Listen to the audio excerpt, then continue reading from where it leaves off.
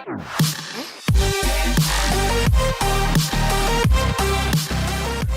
to the RC Roundtable podcast, where we discuss the latest RC hobby news, events, model reviews, and a whole lot more.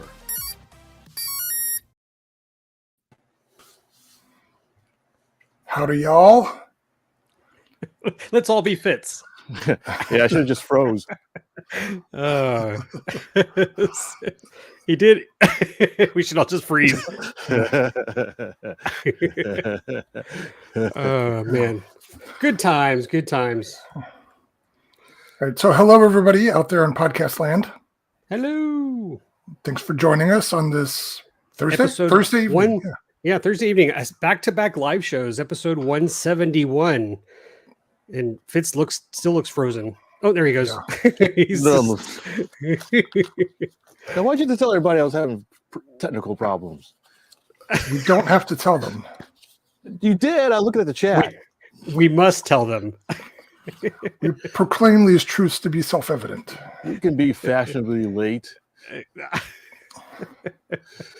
So for those of you who may be listening to the audio podcast, I'm having some persistent issues. Apparently, I guess we're narrowing it down to my Wi-Fi. I have a what do you call it? Not a matrix, but a glitch. A 300 baud modem. Yeah, no, 2400 baud, man. He's to dial up. I've always had network issues, but I set up a mesh network and I thought that solved it, but apparently it's still causing some minor issues. So I'm trying to avoid having to run a cable out here because it's going to be a pain in the gluteus maximus, but I may have to do it or maybe set up another mesh to the mesh network. So the mesh will go through a mesh. Last time we talked about it, when you were having the exact same issue, I thought you were going to do from your inside office, the podcast. I could do that, but I thought I was going to try a different camera first to see if that may need a change. The camera? You dreamt that. I don't think we talked about that. Well, we'll see how Lee, this you're goes. the tiebreaker. If it gets too bad, I'll go swap computer, go into inside. I like this one. Thanks, Butch. We have to narrate because some people are just listening. Butch is blaming my Commodore 64, and don't make Nate. I'm agreeing with Nate. Nate, I have a Cat 6 in my garage. It's solid cable too, because I ran some cameras. I'd be happy to just drag a roll, run it like C4 and dynamite, like for like doing the military, just run a cable into, drill a hole through his wall and just shove it to his router. But no, he has to have his Wi-Fi. Well, the problem is this is a detached garage, so running a wire from the and he's out. All right. For those not watching, Fitz just dropped off the planet again. We'll wait for him to come back. Maybe he'll show up in his inside office. Oh, we love Fitz. But yeah, that's probably what he'll do. He must. Yeah. So I'm just going to check the phone. We'll keep an eye on him. But thanks. This is live, folks. This is how we roll. Oh, he's back. Hold on. He's messing with it. Okay. Should we keep the camera on or wait? Is he jiggling the cable? No, I'm here. It's just So now I've got another problem. This is the first time I use this camera. Yeah, I'm here. And apparently it goes to sleep. Can you turn that off? Oh, is this the Sony that Lee and I have? Sony cam. And it's got the HDMI, and it knows for some reason. Oh, let me try. Oh, I wonder if I can do this to force it to. Hold on one second. Ow. I don't think we need a show. I think just watching Fitz troubleshoot his camera is fun enough, right? Man, I leave the country for and then I get all this. You were gone? Yeah. Oh my gosh. Yeah, well, that's why we're doing. That's our rationale for 2 live shows in a row. Crud. Well, that's not going to work. What? I was going to open up another app to force the camera, and it says, "Oh, sorry, you got another app using it." There's a menu setting, Fitz, for not turning off. All right. Well, you have USB output. This is going to be an incredible audio podcast because people will be going, "What the heck is going on?" No, they've turned it off by now. I think at this point, for those, after the show's done, we'll edit this whole beginning out so that the audio people will not be like freaking out. Yeah, 171 Unsubscribing. episodes. They still have no clue what they're doing. So while Fitz is playing, I want to thank everybody for joining us. Hope you guys are having a nice evening and getting ready for a long 3-day weekend. Don't know if any of you caught AMA Air today, but check in and let us know if you did. We had a fun show, and I talked about my upcoming trip to Ceph. And so I'm kind of excited because I feel pressured again. And I do this to myself all the time, just like Best. But I'm starting to put stuff together in the workshop and get the trailer ready. So when do you leave? The 22nd. Is that correct? Of this month? Oh, sorry, 24th of April. Yes. All right. Well, that's going to be a lot of fun for sure. I'm just going to pull Fitz out for a little bit because he's playing with the camera. Yeah. Just beep, boop, beep, bop, bop. Anybody go? It's really bad weather here. Anybody got flying plans this weekend? Let us know in the chat. Let us know where you are. I know Phil Tallman, he's on a trip. He's on a road trip, I believe. So he needs to let us know what he's up to. But look, it's what you guys can't see is in the room, the waiting room is Fitz going, I'm here. Person. Hello. He's being attacked by bees. He's screaming at me right now. All right, we'll let you back in. You couldn't wait 1 second. 1 second. We heard every beep on the menu. Every beep, exactly. Your camera's beep, beep, beep, beep, beep. That last beep you heard was me finishing, and then you cut me off. Yeah, well. You guys. So you found the menu setting? Yes, I found the menu setting, turned off the demo mode, and I turned off power save mode. So one of those two should work. Hopefully. We'll see. We're taking Vegas bets in the comment section right now for those of you who think Fritz is going to freeze or disappear again. Yeah. All right. So what were you saying about? Oh, we were talking about if people were going to fly. Yeah. So Devin says he will if the winds stay calm. That's been the thing up here. It's been pretty windy the past few days. I guess storms have been moving across the Midwest, tornadoes and such. None of that up here, but definitely strong winds. And at least the temperatures are warmer. Interesting thing, this being a new thing to me, living where lakes freeze over, I noticed 2 days ago in the morning that one corner of the lake behind my house was thawing. You could see water on top of the lake, but you could watch it the rest of the day, that thawed part work its way across. And then by the end of the day, the whole thing was not iced over. So I have a lake again, a very cold lake, but a lake. I caught a fish out of it yesterday. No way. A very lethargic bass. I wonder why. Yeah, he did not want to fight. He barely bit the thing. I was like, well, there's a little pressure there. So I just set the hook anyway. And it was a nice sized bass, but he was just kind of flopping around. He wasn't putting up much of a fight. You have a pier, right? A pier. A dock. Pier? Yeah, but it's out of the water. Interesting to me, a lot of the docks around here are removable so that they're not in the water when the lake freezes and could, crunch things. So mine has wheels. And one weekend last fall, all the people that live around the lake, we go from house to house pulling the docks out. And then we'll do the same thing, putting them back in, I think, next month. Like a little Amish barn building. It's kind of. It's pier pulling. Yeah. Dock pulling. Yeah. So some of the docks are permanent. I assume they don't have as long a lifespan. I don't know. But mine is an aluminum thing with wheels. So we just pull it out.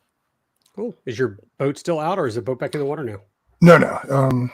I think with all of the snow melt, the water level's pretty high and there's no real beach there. So I'll wait till it goes down a little. Alrighty. But yeah. So the reason we're doing another live show is to celebrate this crazy weirdo Fitz and to hear about his recent trip. He left the country again. That's twice in like 6 months. Here, let's give him this. Let's stare at him. Like twice in 4 months. Is it? Yeah. 3 months. First east and then west. Yeah. Yeah. Opposite sides of the planet, both times. Yeah. Let's admire the jet lag in his eyes, folks. Oh man. Yeah. Are you caught up yet?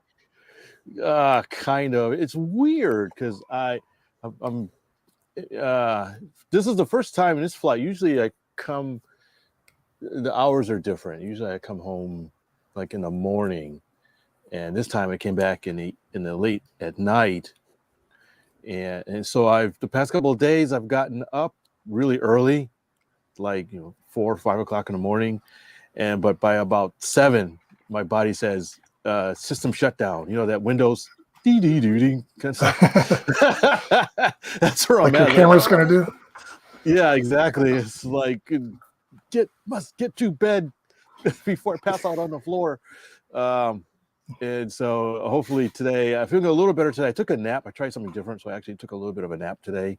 So maybe it gives me a little bit more energy. So George wants to know if you went to visit Bruce in New Zealand. I probably flew pretty close to him. Yeah, you could wave as you go by. Yeah. All right, well, tell us where you went, and then you can start telling us all your amazing stories. I'll give you a hint. The horror. Hold on, I gotta do the scene. He's running the water over his head. Yeah. So, in case you know, I went to Vietnam. As a matter of fact, I was there for a good 3 weeks, and it was nice and warm out there. I'll bet. Now, is this the rainy season or the dry season? No, it was dry. I didn't see a drop of rain when I was there, but I think rainy season is going to start next month or so. April and May is when the rainy season starts, and then everything gets flooded and that kind of stuff. But so this time, just before rainy, it was starting to get a little warm.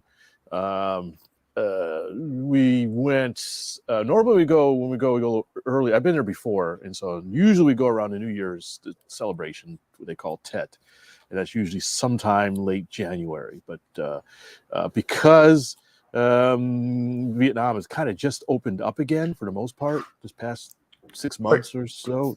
COVID wise, you mean? Yeah, they were shut down hard. I actually, I mean, just a little side story. I talked to somebody there that I know. I was asking him, hey, what happened during the shutdown? And he said Vietnam was it was near China. The way they shut things down. At some point, they just shut down everything. You didn't even leave the house. They were locking people practically in their houses, and everything was deserted and businesses. In fact, I'll tell you about that story about the factory tour I went on. They had an interesting story about that too. And definitely no foreigners were coming in. So it was even, Vietnamese Americans, they couldn't come in. So I think this past year was the first time they opened back up for the New Year celebration, because a lot of Vietnamese come back it's a big deal, the New Year celebration over there. And so I think my wife was looking at it, tickets are too expensive. So this was much cheaper after the New Year celebration, even though it wasn't not as festive as normal, but it was pretty decent. So all right. Well, I think it's worth noting that you go there because your wife is from there. Oh, I should mention it. Yes. My wife is an import. She grew up in Vietnam from Saigon. So we actually went to Saigon. She's a city girl. She grew up there. We actually visited her old parents' old condo or apartment, what you want to call it. And so she goes back. She has relatives there, and a lot of them are getting pretty elderly. So we thought we'd go back. So it was her and I and my mother-in-law. Her mother also went with us. That was interesting. And so it's kind of nice. It's to really get away from it all. It's very much different than here in the States. And we were able to see some of her old friends. She has a friend of hers who married a German guy, and I really like talking to him because he speaks perfect English, and he's fluent in Vietnamese, and he's out there. So I have a great conversation with him. And they live there? They live there, yeah. Okay. It's interesting. I don't know how he ended up there, but he I guess worked there and met my wife's friend, and they got married and they have a couple of kids, and they started a business. He had a really pretty some sort of software engineering business that he had for a while. But then COVID came and that kind of killed it. But he ended up getting a cushy job as a CFO, CTO of a company or something like that. I can't say it's cushy, but it seems pretty good. So he's a pretty neat guy to talk to. So we were exchanging stories, and he's like, "Oh, it's like over here," and we did this, and he told me about all the COVID shenanigans over there. And it's funny because he did some work in the medical industry, he was able to leave his house during the COVID shutdown, and he said it was surreal. He said it was absolutely nobody on the streets except for a few scattered police, and he'd get stopped a whole bunch of times trying to get to his job or whatever, he had paperwork that says, "Hey, I'm legal. I need to go." But if you've ever been to Vietnam, to see the streets completely empty is Paperwork absolutely just surreal. hung around his neck with a chain. Yeah, Like, basically. just strap it on like one of those billboards that you walk around on. Yeah, but So- fortunately for him, they recognized him after a while and they didn't bother him after a couple times. But So did they stop him in German? Show me your papers. show me your paper. Show me your papers in Vietnamese. Yeah, ironic. The Vietnamese are asking a German for his papers. Yeah. So, anyways, so that's why, as Lee mentioned, that's kind of why we decided to do a live show, because I do have some pictures, and I see somebody in the chat asking about something, and in fact, that is what I did. As a matter of fact, Hey, George. yes, the model building companies. Yes, I had a chance to visit Seagull Models, their manufacturing facilities just north of Saigon. And man, was that an interesting trip, because it had some extra stuff too that I was able to do that was really pretty neat. I decided, so we thought maybe, sorry if you listen to the audio podcast, this is going to be a visual thing. Go over to our YouTube and you can see some pictures and stuff, but I'll try to describe them best I can as well. So it was interesting. The hobby scene in Vietnam is very different in some ways. In some ways, it's very similar. Of course, Vietnam is not a rich country. They're pretty poor, relatively speaking, and so things like hobbies tend to be only for the really wealthy. But the interesting thing is, they have a growing middle class. And of course, wealthy people. But it's been about 10 or 12 years since I was there last. And it was interesting to see the changes coming back. There was whole sections of cities that weren't there before. I went up and was like, where all these buildings come from? All these skyscrapers and high-rise and apartment buildings. It was like a mini Hong Kong suddenly just appeared out of nowhere. It was amazing, or a mini Toronto or something like that. It was... and there's more cars. Cars are extremely expensive over there. You pay twice as much for a car. If you wanted a Honda Civic, you got to pay $60,000 or something like that equivalent. Wow. But I saw BMWs and Mercedes Benzes. I saw some guy driving around in a Lamborghini. Lots of normal cars, Kias and Toyotas and Fords and that kind of stuff. You sure it wasn't a knockoff? It was like Lamborghini. But Fitz, in a communist country, everybody makes the same amount of money, right? Don't tell me it's not perfect. It is not perfect. It is the more the Chinese model of a communist country. It's communist country, and you see some of that every once in a while. You'll pass something.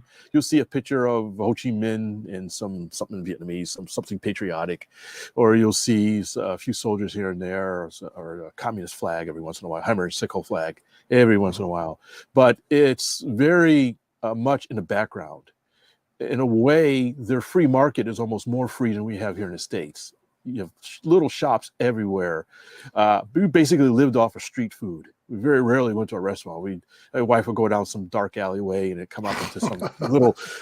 Try this. She just puts it in your mouth. Trust me. Like, try this. I saw. We went to a restaurant and they were throwing live fish into a hot pot to cook. One jumped out a couple times. They had to put it back in and close the lid really quick. Welcome to the RC Roundtable podcast, where we talk about planes and live fish cooking. But anyways, it was a little subtle thing. I don't go off on a tangent. It's just real fascinating because it's such a different life over there. And I saw some subtle things that I thought, yeah, their quality of life is improving because of a few subtle things. One was I saw a lot more air conditioners. Believe it or not, last time I was there, an air conditioner was pretty rare. You had them in like chain stores and supermarkets and stuff like that, and hotels. But other than that, people's houses, no. You almost never saw any air conditioners. They're too expensive and electricity costs. And this time, I saw quite a few air conditioners. They're the mini split types, kind of like Lee, what you have in your workshop. A lot of those types, which are pretty efficient. But I did see a lot more of those. We went to visit some my family, wife's families and stuff, and they had. I saw quite a few of them had little AC units. They don't have what do you call central air? That's almost unheard of. But they have little AC units. We went to one house, stayed overnight, And I turned the fan on. So it's getting kind of hot. Let me turn the fan on. He goes, well, why don't you turn the AC? And they flip the switch. It was like up in the corner of the wall is an AC. It was like, Wait, you have ice too? yeah. I went someplace. Yeah, an ice maker. Ice ice maker and nice refrigerators are kind of rare. We went to a department store and had these beautiful refrigerators you can buy now with ice makers and stuff. And another thing was pets. Now, last time I was there, I saw very few pets. A few dogs here and there, almost never any cats. The only cat I saw, we went to the country somewhere. I'm not. I give you. You're not wrong. I'll say that it's not common, but it happens sometimes. But speaking of back alleys and hot pots, yes, there's just a couple of restaurants. They're very rare. But every once in a while you see them. But that said, they're probably going to go away because the Vietnamese love their pets. I saw a lot of dogs, well-groomed dogs, people walking their dogs, holding their dogs on their motorbikes. That was kind of funny. And more cats. Like I said, last time I was there, I saw one cat, and I was out in the country, and somebody had a cat. This time, I saw a handful of cats in the city here and there advertising for cat food. It's a little thing. Probably it's something I just noticed, but I think that's, pets are really a luxury, right? They don't, especially in the city, they don't really do much for you. Dogs can maybe be an alarm system, but other than that, cats don't do much for you. Okay, they don't do much. I like cats. I actually am a cat person, but realistically, unless you live on a farm, they really don't do all that much for you. But they're nice. I mean, they're cool. I like cats. I like to pet them. They're the teenagers of pets. Yeah. They like you when they like you, and they don't like you when they don't. Yeah, exactly. So, in a country where you don't have a whole lot of money to blow money on food for a pet, there I noticed that. And I thought, okay, things are really improving for them, and that was pretty interesting. So anyway, it's a fascinating place to visit. I may show a couple of pictures of some random things. It's very cheap there. You go there once you get there. I think we spent $20 on a night for a fairly decent hotel with two beds in it. Meals were generally between $1 and $2 for a pretty decent meal. I went to a McDonald's and it was like $5 for a meal. I was like, wow, man, that's expensive. And it was McDonald's there. It wasn't a McDonald's last time I was there. And so, but I assume it's a different menu or a slightly different menu. Slightly different. I actually have a picture I can show you later. But yes, they have the burgers and fries, but they have extra stuff that you don't see here in the States, which is pretty neat. And they have Kentucky Fried Chicken and a few other things. We went to a beautiful mall that had just been built, and they're putting in a subway system apparently. How's their Cinnabon over there? No Cinnabon. No, not no big Gap. into donuts. No Orange Julius. Come on. No, I got Jubilee. Hey, who's that? All right. Yeah. So Lee just put up a picture of the cover of the Model Aviation. Hey. Put my picture on the cover. I'm gonna buy 5 copies for my mother. I just wanted you to know while you were gone, this happened. Yes, I saw. And now you're famous. One last thing is, this is the first time I've been over there. I actually had a working cell phone with internet. So I was still keyed into Facebook and other stuff, and I saw that picture going around doing the rounds. And when I got back, it was waiting for me as well. I see Phil. I hope he's talking about the cover, or I don't know what he's talking about. But, no, that came up before we talked about the cover. So Phil says we're going to get mail over this. I assume it's when we were talking about the pet stew. So send your angry letters to Fitz at rcroundtable.com. Attention, Fitz Walker. It's a cultural thing. Cover model. Yeah. I'm on the cover holding the mini mo of this month's Model Aviation. Picture taken by Lee. This was, if I remember correctly, right, Lee? This was sort of a last minute thing. You decided to say, hey, just stand here, let me take a picture. That was one of the first few pictures I took after you assembled it, before you put it on the tow line. Funny, and they stuck it on the cover and they didn't tell me. It just kind of suddenly appeared. And I think the digital edition was out first and said, hey, wait a minute, you're on the cover. So I had to get some extra copies for posterity and family members and that kind of stuff. So yeah, I never thought I'd ever make the cover of Model Aviation, a magazine I've seen since I was a teenager. And it's funny what the path life takes you. You know? Right. Well, the cover's nice, but the centerfold, yeah. Your centerfold. Do you? Oh, not get the centerfold? gotcha. Yeah, you pull it out. Don't tell your parents. Work with me, Fitz. Yeah. I've already gotten a few emails about this. People asking me some questions about the model and that kind of stuff. So it seems like the model has struck a nerve with some people as well. Yeah. Well, and I'm not trying. Well, I don't want to go too far off. I have. Well, you know what? I'm just going to do it because I can. While we're talking about that, I don't know if people saw this, but Fitz and I flew the Mini MOA at Northwest RC. Didn't we already talk about this? Well, not with Fitz. And I got Really? a stupid ad. Bloody I hate YouTube. YouTube sometimes. They're not paying us. Yeah. And it says, Yeah. and this is the one that says you have to wait till after it's done. So, they love their commercials. But anyway, no, I don't think Fitz was part of that, was he? But I don't know. It all runs together. Part of what? I'm sorry? Where we talked about the Aerotow. Oh. You may mention it. Yeah. Yeah, but, Fitz was here because we talked because we talked tow about the Brave. location. Yeah. Yeah. So I had the Brave video up showing the Aerotow of the Mini MOA.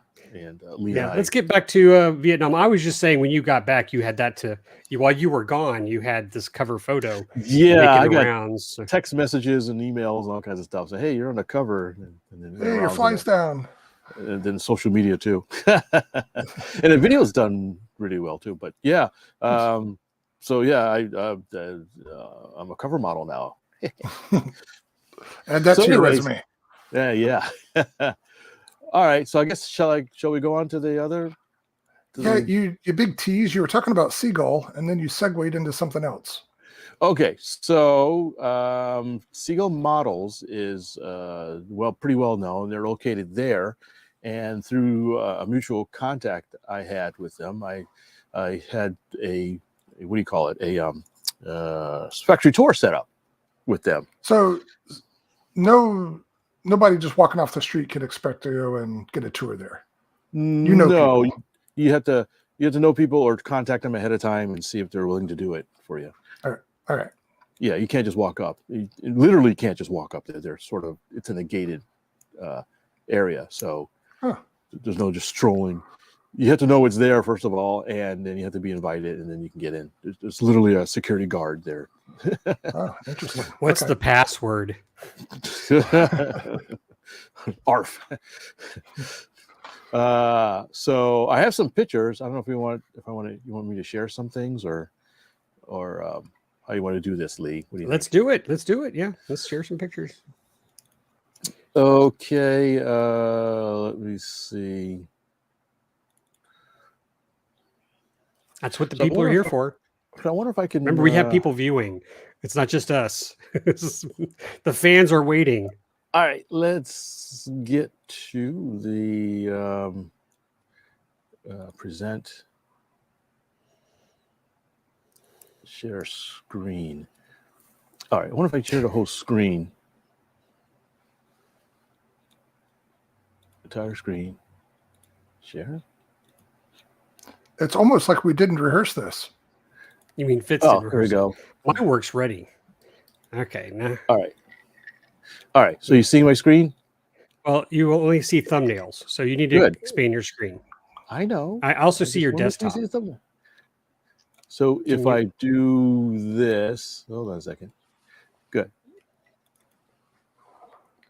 Can you see that? Okay, I still see your desktop, but there we go. Okay, now I'm adding it. There you go. Okay, so here's me and a bunch of people in front of Seagull Models. So there's left to right. There's a guy in a white shirt. I don't remember who he is. He was one of the helpers. Cool story, bro. Yeah, I'm sorry. They probably told me who it was. I don't remember. So the guy in the red shirt to my right is Min. He's one of the designers and pilots. There's me. There's Juan. Oh shoot, no, not Juan. What's her name? Basically the CEO of the company. Okay. Oh, I can't believe I forgot her name. But starts with a D. Anyways, This is where that technical difficulty screen comes into play. Yeah, I'm sorry. Jet lag is just killing me. She's the CEO. She's basically gave me the tour. The gentleman next is another one of the production engineers, and a guy on the far right is another designer and pilot. Tuan, I think his name is Dong. Then I'm going to massacre his name. So this is one of the Seagull Models facilities, and I'll just go through some pictures. I got a bunch of pictures in no particular order. Well, I have a question for you before you start. Yeah. Has Seagull always been Seagull? Yes, they've been around for 25 years. All right. I'll probably remember when I see their name. Because there's a few different ARF manufacturers in Vietnam, right? I think Black Horse is there. Yeah, there's a couple of different ones. Yeah, Okay. there's 2 or 3. VQ and Dark Horse and Seagulls. And now Seagull is actually bigger than I thought. In fact, this factory is really big. It was a lot bigger than I thought it would be. It was huge. And I'll show you a few different sections. You see the picture okay? Yes. Okay, so first off is I didn't think I was able to tell you about this. There was a few things I saw I probably can't talk about, but this was just announced just as I got back, and so I had a chance. I have a story about this. This is good. So this is a new Corsair, 60cc size Corsair. I believe it'll be exclusive to Legend Hobbies, and they're putting the finishing touches on it. This was a pre-production version, so they were doing some test flying. It was very well, very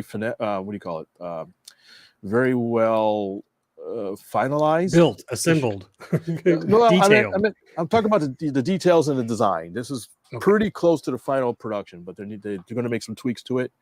But this was a pre-production model that I was able to caress and look around and call him George. Call him George. So this is the CEO's office, and she had a lot of stuff in here, and I'll just go through some more pictures. And aside, she just had a whole bunch of models just of her that they make just sitting there on the floor in this huge area. I was like, why do you have so many models sitting there? And she goes, well, it's for easy reference. Sometimes she has to look at them for. That's a Lysander, isn't it? That's a big Lysander, yeah, big mother, probably 100-something inch wingspan, and you can see zeros and yaks and various stuff, Stukas, 109. And stuff in the back. Just I guess there's maybe more common models that she needs to take a look at. And I've got one of those back in the corner. P47. P47. Okay. Oh yeah, I have two of those P47s. Yeah. Yeah. It was neat to go here because you have models all over the place. Pieces of models you'll see in a second. Here we are. We are unboxing a model. This is a tease because I can't tell you what it is. This is something I was asked not to talk about, but this is another model ARF that you will see very shortly. But you're unboxing it? Didn't they box it there? I don't understand what's going on. This should be a boxing video.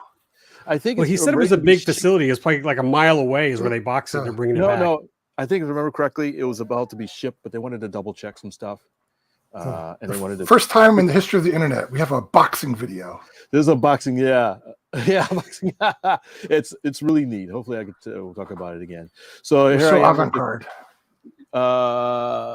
Okay, Win. That's her name. Win. That's it. Thank you. I just started with a D. Her nameplate's on the desk. That's cheating. Win. But hey, I know how to pronounce it. You'd mispronounce it if you saw it. So here I'm one of my pictures, and there's Min. He actually helped design the Corsair. He's one of the designers, if not the designer of the Corsair. So I took a selfie with him in the office. It's funny walking around. Now I didn't know this, but Seagull actually makes quite a few ARFs for other OEM companies, and one of them is Hangar 9. Right. Yeah, that looks Horizon. like an Ultra Stick. That's Ultra Stick wings. The whole stack of them. Just sitting there. I was like, wow, look at that. I have had one of those. Hey, speaking of, did you guys see that they released a new Ultra Stick today? Kind of a rehash of the mini Ultra Stick? A little one, 1.1 meter. Yeah. I just saw that. I saw some differences from the first one, but yeah. Anyway, carry on. So we got to tour around the factory, and here is a room of laser cutters. And they were all laser cutting. So they're just a big room. There's at least 5 here. I think they had like 1 or 2 more, and so they were just cutting random things, the plywood and balsa wood and that kind of stuff. Running. Is that dude barefoot? Probably. Okay. Yeah. OSHA. What's OSHA? There's no OSHA. He's wearing a mask, and it looks like there's ventilation for the covers. There's ventilation in some aspects. They had some vents. There's air. They tend to wear sandals a lot, open-toed sandals as well. So either barefoot or sandals. I guess in the balsa wood, the worst thing you do is step on a piece of balsa wood. It's not going to hurt you. It's just funny. You walk around, you see stacks of fuselages like this, just sitting there being in partial assembly. More stacks of stuff and half assembled units. People. Are those what?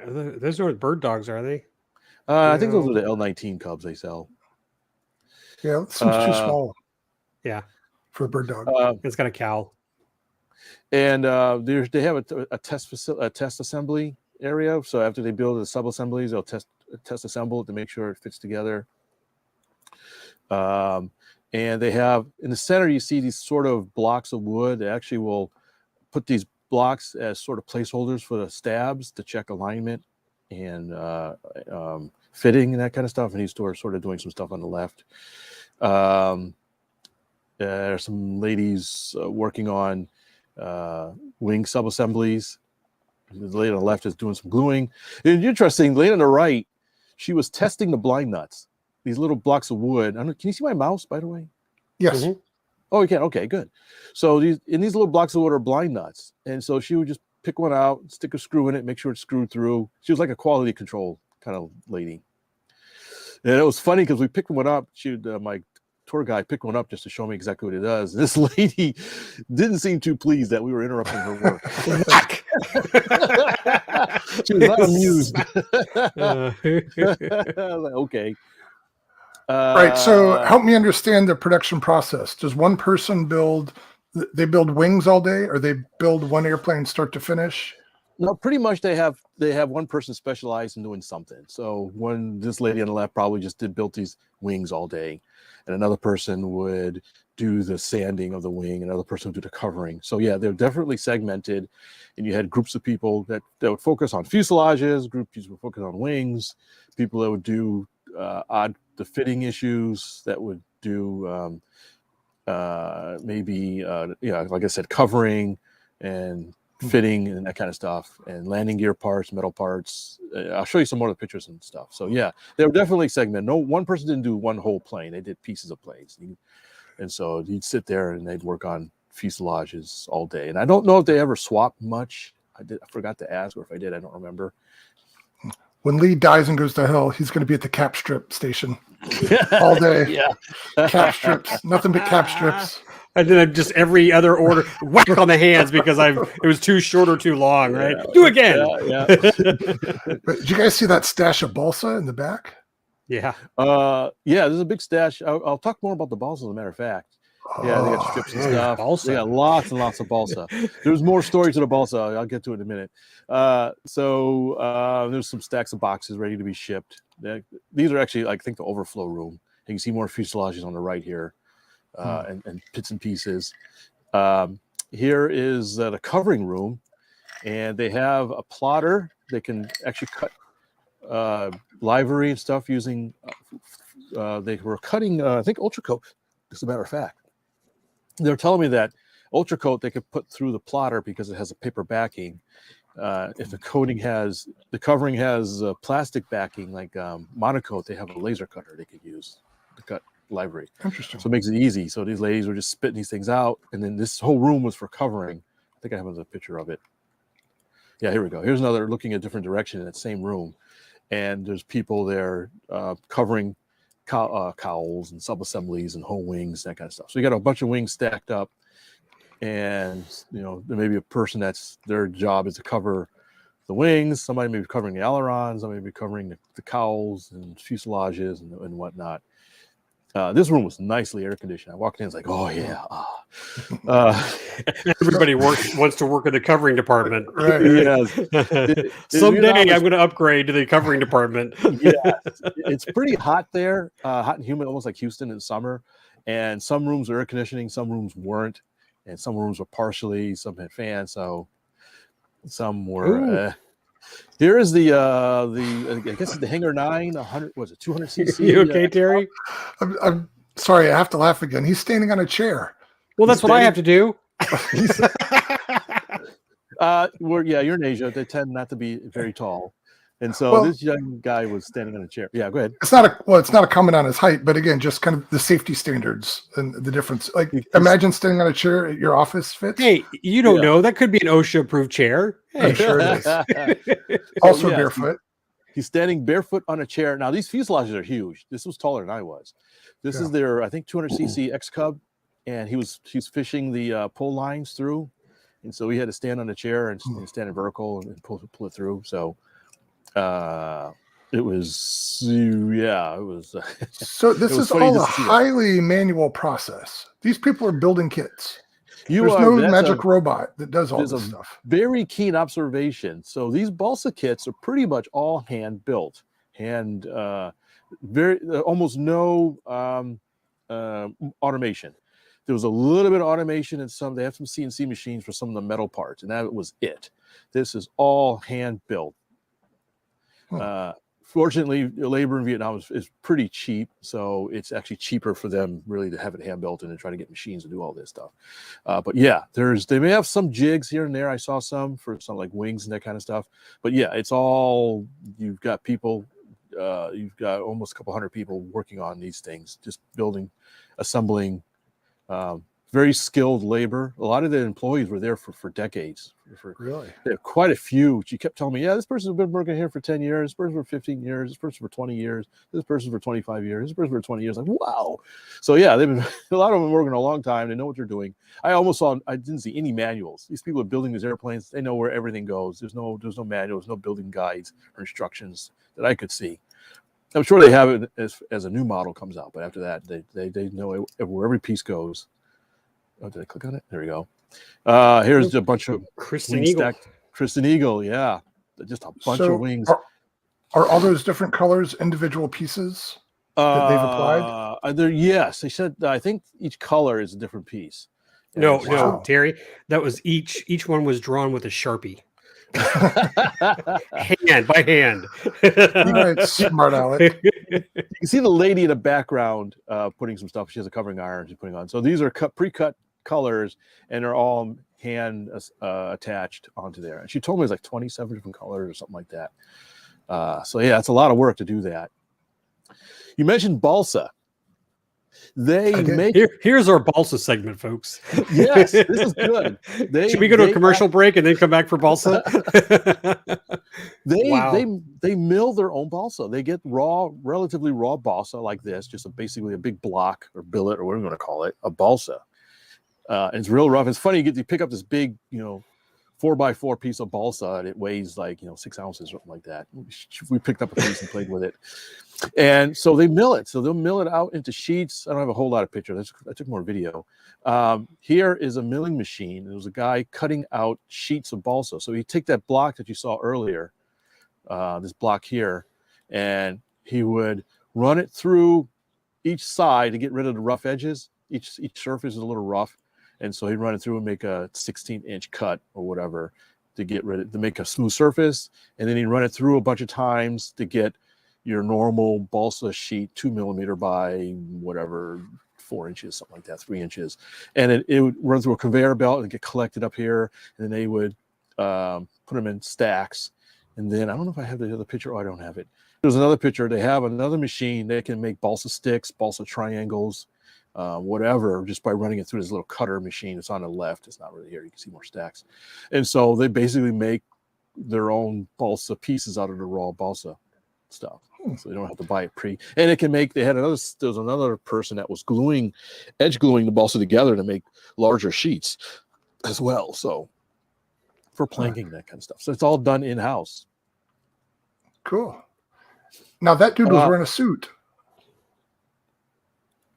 Yeah. We saw him earlier. He's like a sub boss man. He doesn't sweat. Yeah.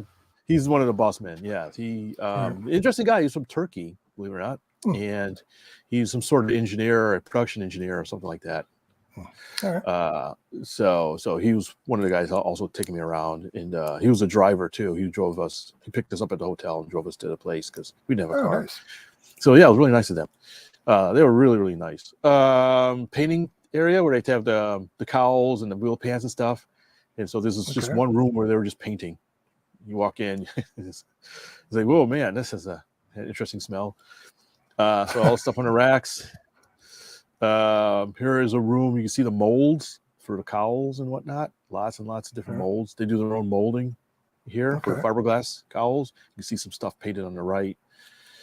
One of the CNC, I believe this is one of the milling machines. There's a lady in the back. She was doing something in this other machine.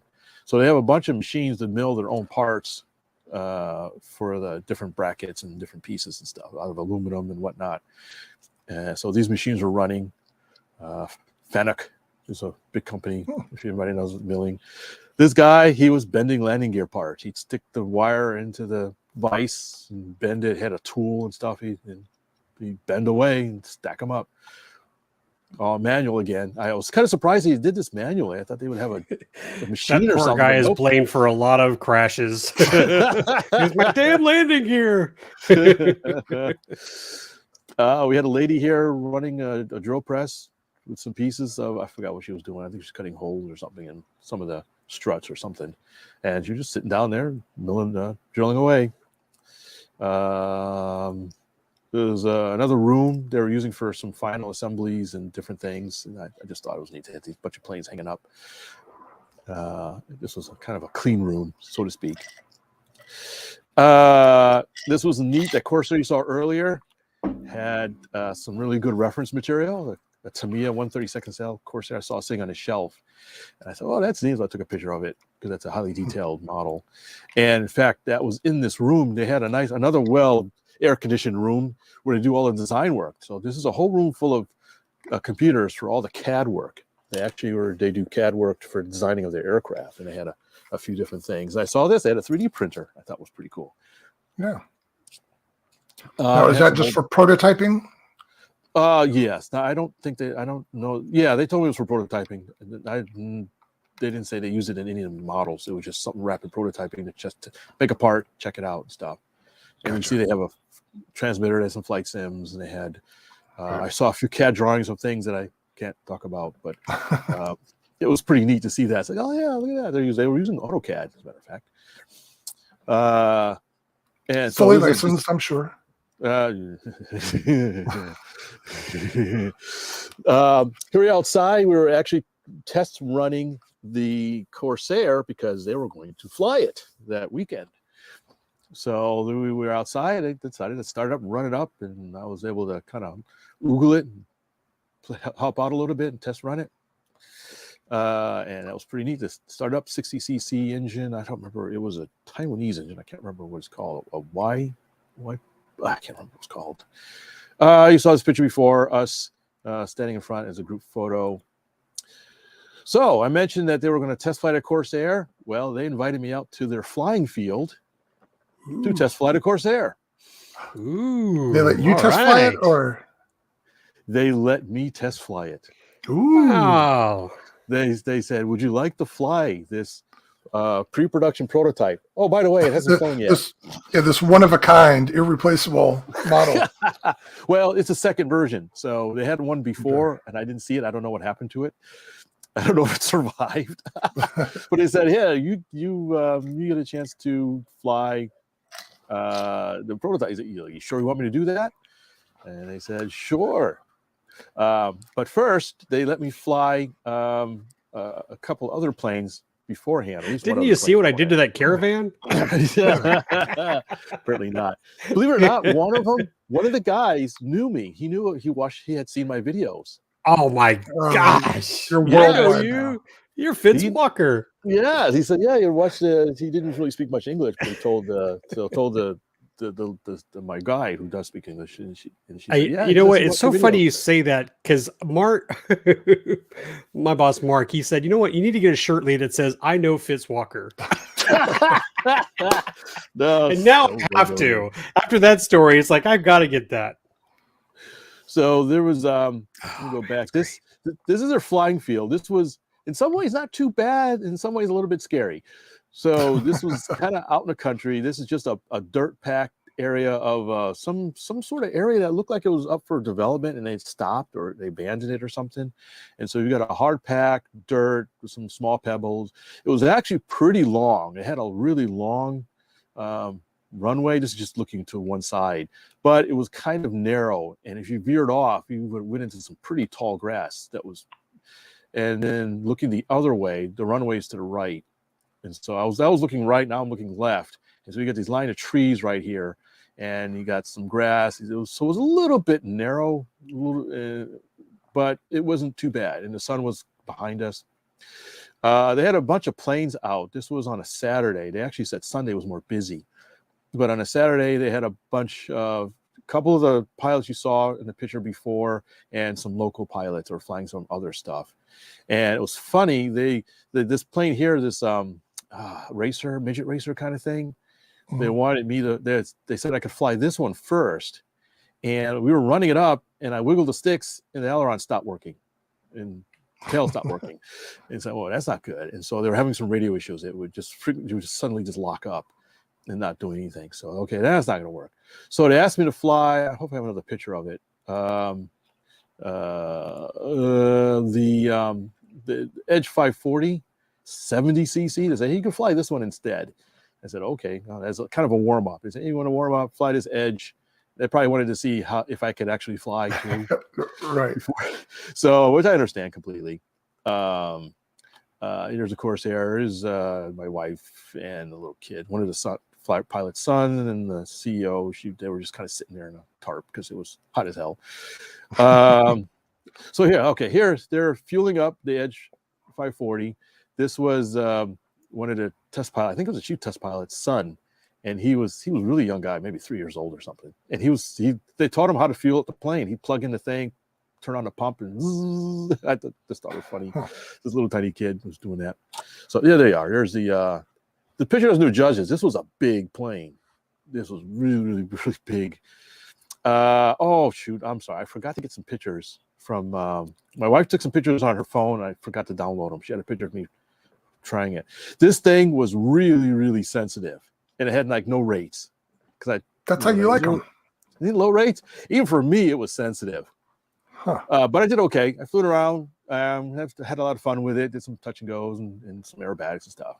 And once I realized that I could actually fly something, we first had a little lunch. We're sitting there eating sort of a Vietnamese style lunch with this is duck, like roast duck or something, some French bread and some seasoning and stuff. So we're sitting there having a little bit of lunch. You see some plane on the stand there, and now we're getting the Corsair ready to fly. There's another guy who's flying this Texan 2, I think. Okay. And he kind of broke the landing gear. Any idea what this is besides tools? Looks like a dog bone, but I know it's not. Yeah, that was my nose weight. Oh, for the Corsair? For the Corsair. So I'm sorry I don't have any. Like I said, I forgot to download some pictures from my wife's phone because I was flying. The first flight was a little bit hairy because the CG wasn't quite right. So I got it up and I immediately realized the CG is a little bit tail heavy. Fortunately, it wasn't too bad, but it was definitely needed some nose weight, and they didn't bring any lead weight with them. So I landed it. Fortunately, got it down, and they were saying, well, let's go grab some random tools and stuff, whatever we can find for weight. So they were grabbing tools, wrapping tape around and shoving it in the cowl and zip tying it in there, and getting a little more nose weight.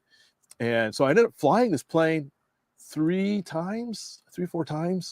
We were testing the CG, testing the controls. We had to tweak some of the rates and double check some stuff. I didn't hurt it, believe it or not.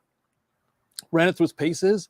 It's a pretty nice flying model. There's still a few tweaks they need to make before they go into production. So they're asking my opinion. I gave them some suggestions, some design suggestions. The designer was out there with me. So we had some nice discussions. I said, yeah, we're going to do this. We're going to do that. We're going to probably build another pre-production, one last one after we make a bunch of changes just to double check the flight qualities before going into production. It was a really nice model. It's got sequencing landing gear doors. And it's a terrible picture. I'm sorry. That's the last picture. There's another picture of it. So he's got a top hatch. It's got a sliding canopy on it. It's got lights in the wingtips and optional rockets that you can stick on. I think they come in the kit, but they're optional whether you want to mount them or not. Sure. The doors, all 3 gear retract with sequencing doors. There's a bomb drop or tank drop, working tank drops as well. It's electronic retracts. Yes, electronic retracts. Yep. Okay. With sequencing doors, and it's nice because I don't think there's a 60cc Corsair out in the market at the moment, so this should be pretty popular. Some nice recessed hinged flaps and ailerons and that kind of stuff. They had a pilot in the factory, but they took him out for flying. I don't know what happened to him. And a nice big hatch in the top for access to everything. So this should, Legend Hobby just announced it like a couple days ago. So I think in a few months they should have them imported once they lock down the design. The 60cc engine on it, so it had good power on it. You could fly pretty slow too. It had a really good speed range and handled really well. Nice beefy landing gear. But anyways, so that was it was amazing toward the factory. There's not much left. I'm sorry. Like I said, there was a few more pictures, but I forgot to download them. Here's this guy was real nice. That big yellow Edge 540 was his plane, and so he let me fly it. And here he is doing some hoverbatics with it. He was a really good pilot. He really knew I was like, why are you having me fly the Corsair? Have him fly it. He's wearing a Legend Hobby shirt there. I think George picked up on that earlier. Yeah, he did. They were, I don't know how, maybe Tomas sent them some Legend Hobby shirts, but yeah, a few of them were wearing his shirts every once in a while. I thought that was kind of funny. That's probably where he had them made. That's a good point. Next door to Seagull is T-shirt factory. A couple of random stuff. I was poking around looking for hobby stores while I was there, and I found it said Saigon Hobby. I said, okay, that wasn't far from where our hotel. I actually walked over to it, and it turns out it was basically just a DJI store. And I have a couple pictures inside. You go inside, and there's just a bunch of DJI Phantoms and whatnot, Mavics. Yeah, and a Buddha. Yeah, there's you see that a lot in the stores. They have shrines and stuff, and Good Luck Buddha in the shops. It was a real nice shop. It was air conditioned, really modern looking. They still sell Phantoms. Was there a Phantom? Yeah, and Mavics. So. There's a Phantom. Looks like I was surprised too, but yeah, they actually spoke some English, and I was talking to them a little bit, and they were saying how they have a much higher ceiling than we have. I think he said, what was it, 500 meters they can go up, which is about 1,500 feet. I'm surprised they have rules at all. Like they do. I asked them. They said there is a licensing thing for drones in Vietnam. You have to have a license to fly them now. But they have a pretty high ceiling. There was a Marvel store, but it was closed. I forgot I saw a plastic model shop too. That was really nice. I showed you some pictures by text, but my wife's friend took up parasailing. And so we went out and met them at a practice area, and they weren't flying around per se, but they were learning how to manipulate the sails. And so it was kind of fun watching them pick up the sails and move them around in the wind and stuff. And there was a bunch of them out there. And again, I forgot to get the pictures out of my wife's phone. They let me try it. One of the instructors showed up and he strapped me in, and it was a lot of work, man. I lasted about 10 minutes, and I was like, okay, I think I'm done. In fact, here's the instructor.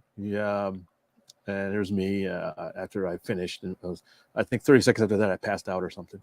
But just kidding. But it was kind of fun. Really, it was a lot of work and a lot of coordination and skill just to pull the thing up and stabilize it before you can fly it. Anymore. And then some cows, water buffaloes, came up and intruded on the field. Curtis had the same comment that Lee did when you sent us those pictures. They're doing all this right next to some high power lines. Well, see, I figured that's where they take you. That you climb the tower and jump off. Yeah. It's space is at a premium. You do wherever you can, where you can. This power lines were further away than they look. Actually, they weren't that close. But yeah, you definitely don't want to do any flying around there. But it was generally a pretty decent area for what they were trying to do. It was just practice. Cows. I thought this was funny. I was at one of my wife's relatives' house and I saw this. Like, what is this? This would be perfect for my flotilla. Yes, I was very close to making an offer. I said, "Can I buy this from you or something?" But it was really heavy. It felt mainly solid or something, and it wasn't an RC model. It was just a desk, one of those, just a it's kind of beat up. It was one of those. What do you call it? Just something you put on the shelf just for looks. It would have been really, really difficult to make an RC conversion. So I was like, "Oh, dang it!" Because I'm going to shove that sucker in my suitcase.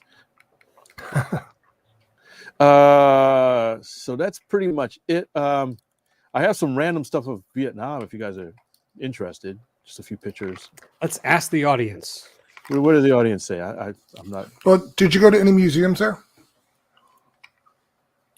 No, didn't really go this time. I had been to a bunch already, and this was a pretty relaxing trip.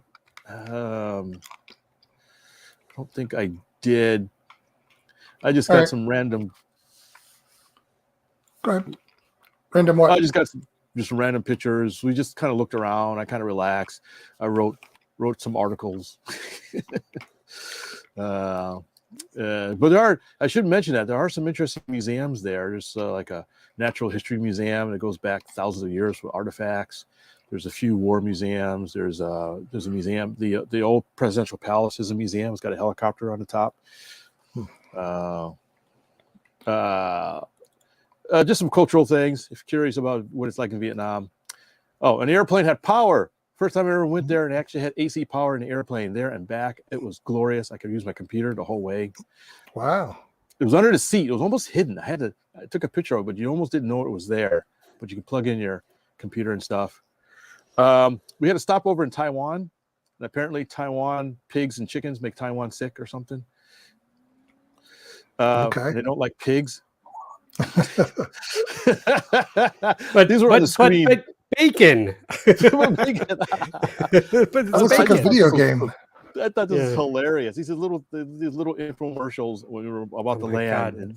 No cure available. The cure fatality rate 100%. So don't bring pigs or diseases to Taiwan. I'm surprised they didn't say fatality up to 200%. Just to really throw it.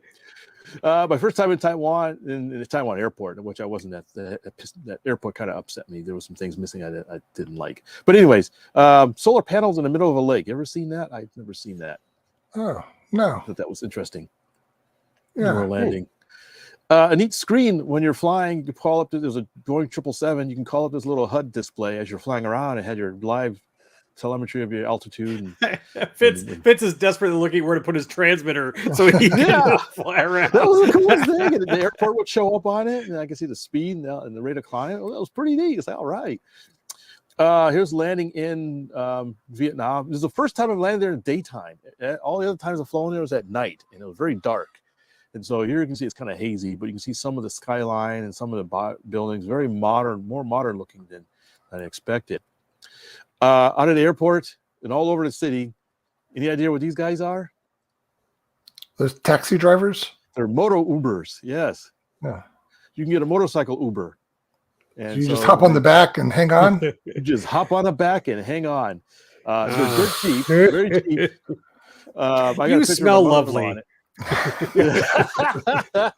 They are all over the place. We took normal taxis because it was three. Can you go back a picture and go back because your screen, you may not see it, but it's go back to the Uber, the Grubers, whatever they're called. I am an Uber. Yeah, there we go. Okay. It was black on the screen here. We had noticed it earlier. So it's called Grab or Grob. Grab. Grab, man. Grab this. Grab, the competing company is called Squeeze. Yeah, squeeze grab. Yeah, I don't know why it came, but they were high tech. They had a smartphone app, and it had a map, and it tell you where you're going, how far away the person was, and where you're going, and how much it would cost, and all kinds of stuff. Probability of survival. Better than zero, but less than. Oh goodness. Here's one of the many open restaurants, an open little shop. What do you call it? Street food. Mhm. Basically, we lived off of street food. I think I mentioned that before. And so they're just cooking right out in the open. There's a couple of stoves and woks, and just these aluminum tables or stainless steel, whatever the hell they were, everywhere. So you sit at this little table, and these little plastic chair. These are actually some of the taller chairs. I had some like half this height. They're really tiny chairs, and you just have to sit down in. Make sure you have good knees if you go over there. And eat So, the street food. Did you have any adjustment to this diet?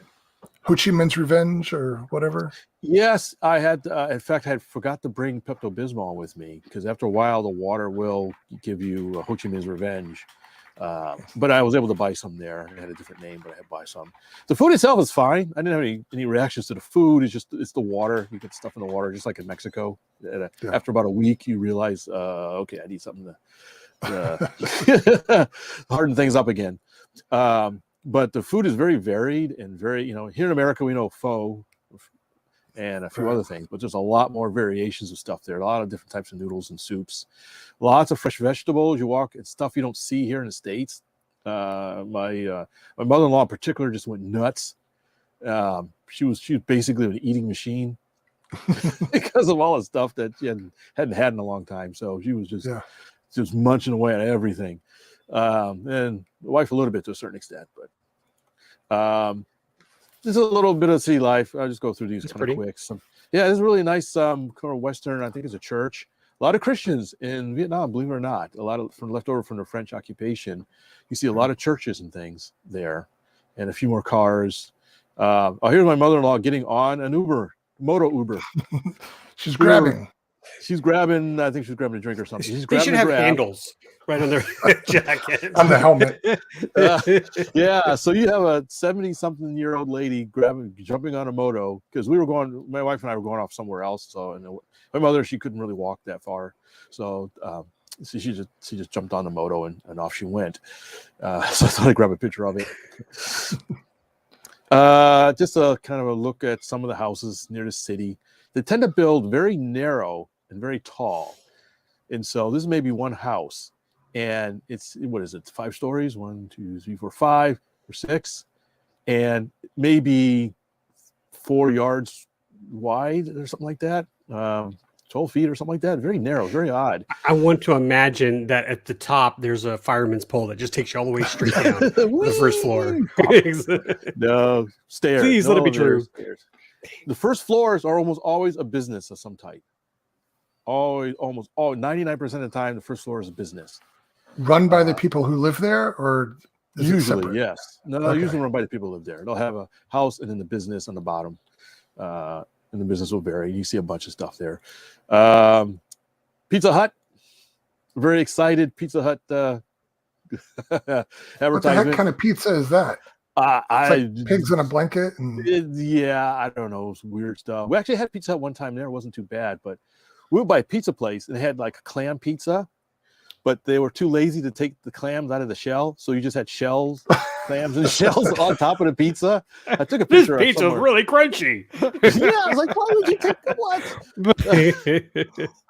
Another world. I mean, it could be worse. They could give you a pot of hot water and then live fish that you need to dip. Or even worse, it could have been Hawaiian pizza. No, we had that at a restaurant, a hot pot. Basically, do that. You get a pot of hot water or soup base, and then you just shove the stuff in there. Lots of new buildings. This one on the left, I kept calling it Stark Tower. This was a new building. It was really cool looking. It's like they want base jumpers to show up there. Yeah, really. It's like a whole platform. Jump down. Here's an idea of some of the traffic in the downtown area. You get the cars on the center section, and all these are all motorcycles, motorbikes. And just hammered. We were on a tour bus. Yeah, and it's just massive traffic. Some more buildings. None of this stuff was there last time I was there. It's just amazing, some of the stuff that's gone up. the skyline. I don't remember any of this being there. And so like a period of 10, 15 years, they've just rapidly expanded all kinds What of. body of water is that? I believe this is the Saigon River, as a matter of fact. And we walked around. There's a park there you can walk around. There's ferries and tour boats. Car dealership. There's an Audi dealer. You got to be made of money if you drive around in an Audi, but I saw some driving around. Wow. But most people have motos. You're asking about communist country? You're in a communist country. There's a People's Committee of District 1, sort of a government seat for that section of town. And I got more pictures of Ho Chi Minh. Here is it's Notre Dame, the Vietnamese version, a copy, like a 2/3 copy. It's undergoing some restoration or something, so it's not a good shot of it. But it is a church. It looks just like the Notre Dame in France. It's just a slightly smaller. Wow. You're asking about food. So here is, I went to McDonald's and I got a regular burger, deluxe burger or something like that, Crown Royal burger and some fries. Royale with cheese. The Royal cheese, yeah. But they have extra stuff. You can get fried chicken and rice and vegetables at your McDonald's. And I had some sort of peach drink with real peaches in it. Huh. I'm sorry, Lee, what'd you say? McCucumbers. The cucumbers, yeah.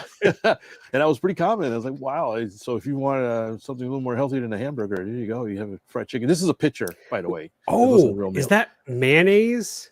Were That's you mayonnaise, dipping your French fries in mayonnaise? Yeah, well, hey, that happens when you spend time in England. You idea what this is? Tortillas. Yeah, Terry's right. This is a drive-through restaurant. This lady on the right had this little stand, and these two ladies on motorbikes were waiting to get their meal. They drive up. There was a car that drove up too at one point, and I don't even know what this was. Ban, so it was kind of a sandwich thing, badong. They pay whatever, a buck or two, and grab their thing and go on with their business. So just stand out in the middle of nowhere, right on the sidewalk. Huh. Fort Territory. I sent you a picture of this because I had never heard of a Fort Territory. Is it something we would see here, but with a different name? Maybe. Do you recognize the tail? It's an SUV kind of thing. Maybe like a Ford Conquistador. I don't know. It's interesting. Ford was pretty much the only American car I saw. I saw a Chevy truck, like one, but there are quite a few Fords. Lots of Toyotas, lots of... Or is that Ford? Kia. Ford. Yeah, Ford. I've seen that. It was a motorcycle, and it had the wrong name on it. It was misspelled Yamaha or something like that. But even the colors, usually Ford is that very blue, recognizable blue, but this has red letters, and I can't tell what side or what color the oval is. But it may have been an Asian only. More street food, this time some random fish, some genetically altered shrimp or whatever the hell these things are. Oh my gosh. Oh my gosh. These are huge. I mean, you'd think they're lobsters, but goodness. I don't know what they are. Now I had some shrimp there that were just massive. Is that prawn? I mean, do prawn get that prawns big? Are just shrimp. I don't know. I don't know. Maybe somebody in the chat. I didn't get a chance to ask. Woo. Some octopus and fish. So yeah, a lot of fresh food there. Believe it or not. I mean, this stuff is really, really fresh. Here's one of the markets. I was talking about alleyways and stuff. This was a pretty neat market. Food market. We were just walking around, just grabbing stuff. I said, "Oh, this looks good. Let me try that for $1. That looks good. 50 cents for this." Did you have to just trust people that when you give them money?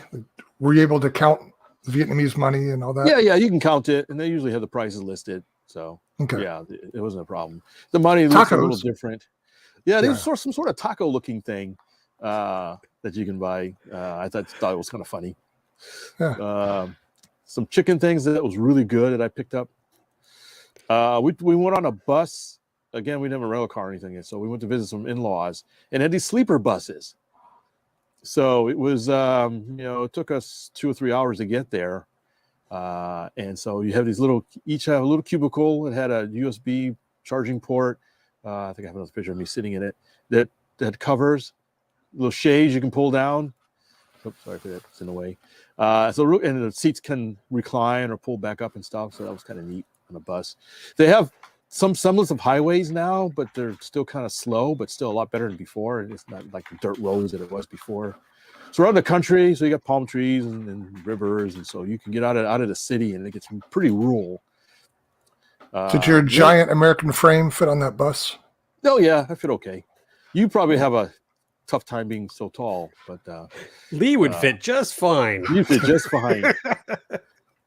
We stayed at I just thought that'd just be interesting for how their houses are. This was a fairly nice house, 2-story house out in the country with a gate, and we had to take a ferry to get there. Here's inside looking down, and they park the motorcycles inside the house. So they got these big doors, and they just roll those suckers in and park them inside the house. There's sort of a living room. They had a young son who's playing computer games on a computer, and just kind of the living room area, just there. And this is probably one of the more nicer houses. Just huge open areas, no air conditioning in this area, so you got to have tall ceilings to keep the heat out. Everything is all open. Oh, your shoes are outside. You idea what this is? Nukmia? I don't know. That's a sugarcane machine. That's you get sugarcane juice. So they stick the sugarcane in the machine, squeeze the juice out, and this is the remnants on the ground, and you got instant sugarcane juice for whatever, 50 cents. That was actually really quite good. In America, we have electric cars. Over there, they've started to have electric scooters. This is an electric scooter that was plugged in, ready to go when the kids were driving it. I thought it was pretty neat.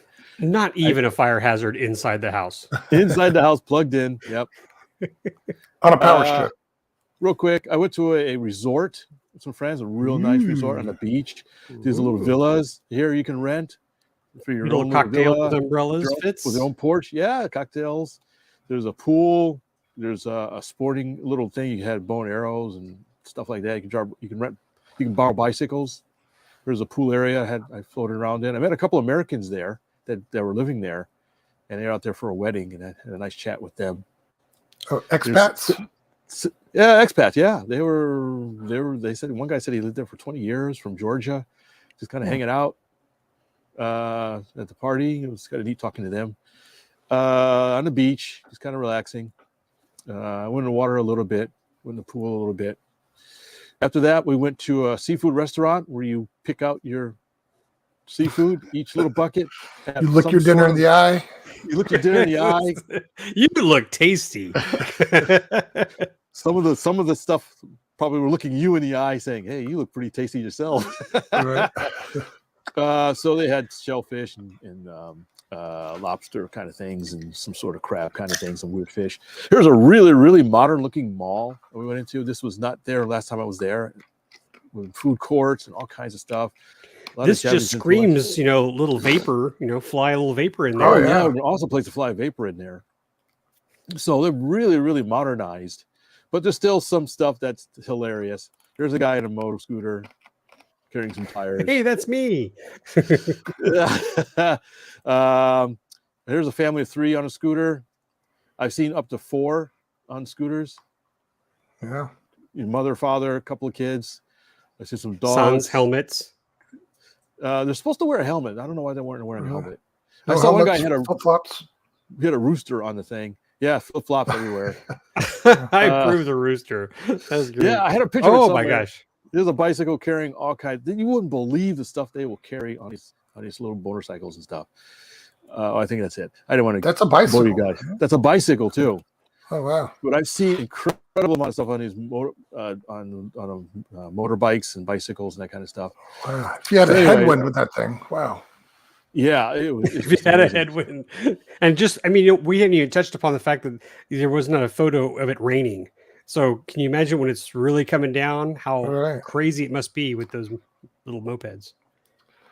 Oh yeah. So Adam wants to know if you got a head massage. Adam. I have no idea. Fitz is denying it. Is that just say no? Scalp. Okay, whatever. There were massage places, and there's all kinds of stuff. I'll bet there was. Yeah. There's pretty much anything was. you want. It was very modern. I didn't have, it was an interesting trip, and Yeah, unfortunately, it was funny because I tried to visit different model shops, and apparently things change a lot. I had like a 50% success rate in finding stuff. I'd go somewhere and it was closed or didn't exist, or was a jewelry shop not now, or something like that. And so I never really found a really good RC model shop, or at least not anywhere near I was. Just that really good plastic model shop, that DGI shop. I was told there was a model shop somewhere, but transportation was limited, and I didn't bother. So. So for the club that you went to, or the location you went to fly, were they there for work, or are they genuine modelers who were out there to have a good time? It was both. So they were general modelers, because I asked that same question. Are they just locals and stuff? Yeah, they were general modelers just out to have a good time. And there were a couple of Seagull employees that were there to test flight a Corsair. And for the people, the designers at least, that work at Seagull, was that their ambition? They're really into airplanes, so they finally became a model designer, or it's just another job? Well, I don't know all of them stories. I was only told one of them, and one of them didn't come from a modeling. He was just a guy that needed a job, and so they basically put him into a kind of an apprenticeship system. He had come from the country, and so had limited education, and he worked for a company and they saw he had a knack for engineering and critical thinking, I guess, and liked airplanes, and so they gave him an apprenticeship and to go to school and learn engineering and stuff, and he became one of the designers. So cool. He had a really good origin story. The other guy, I think, I don't know. I can't speak. I don't want to be guessing. So. Okay, interesting. Yeah. So I would think those people that assemble airplanes and cover them are probably have no interest in doing that in their free time.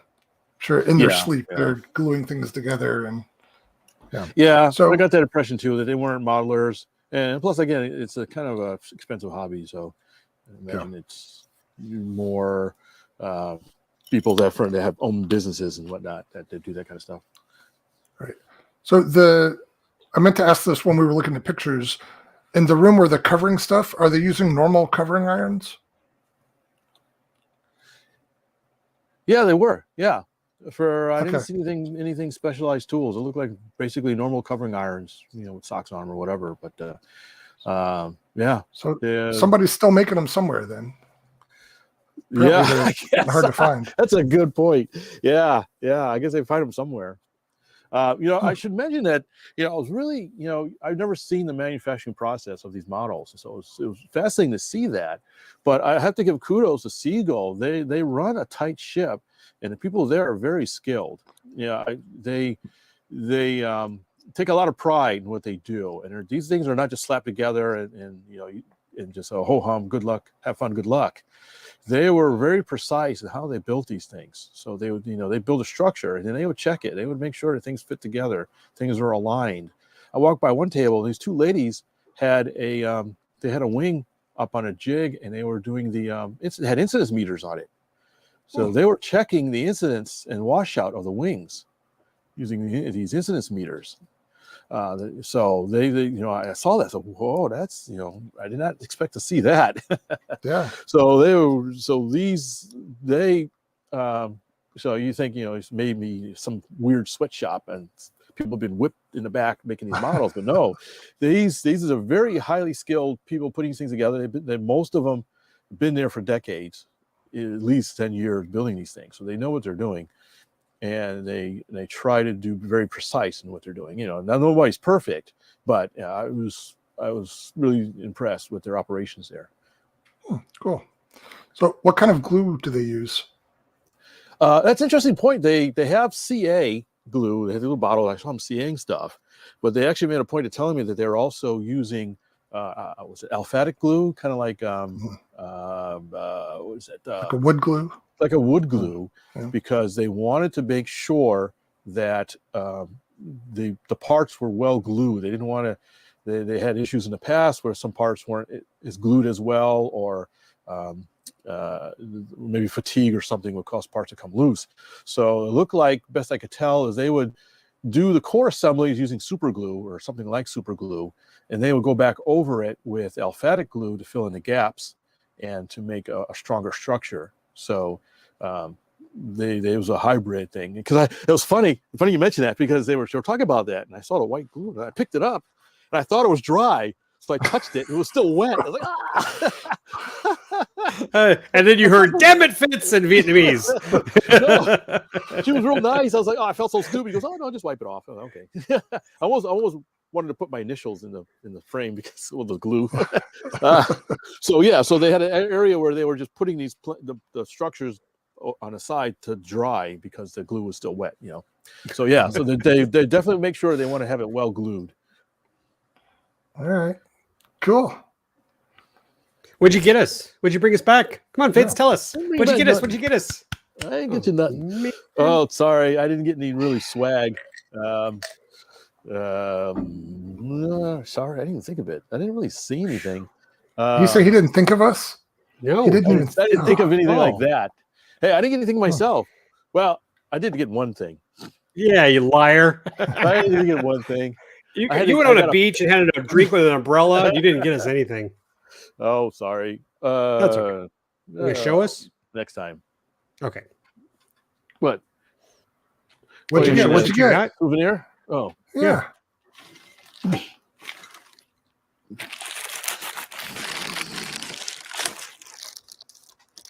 A wing tube.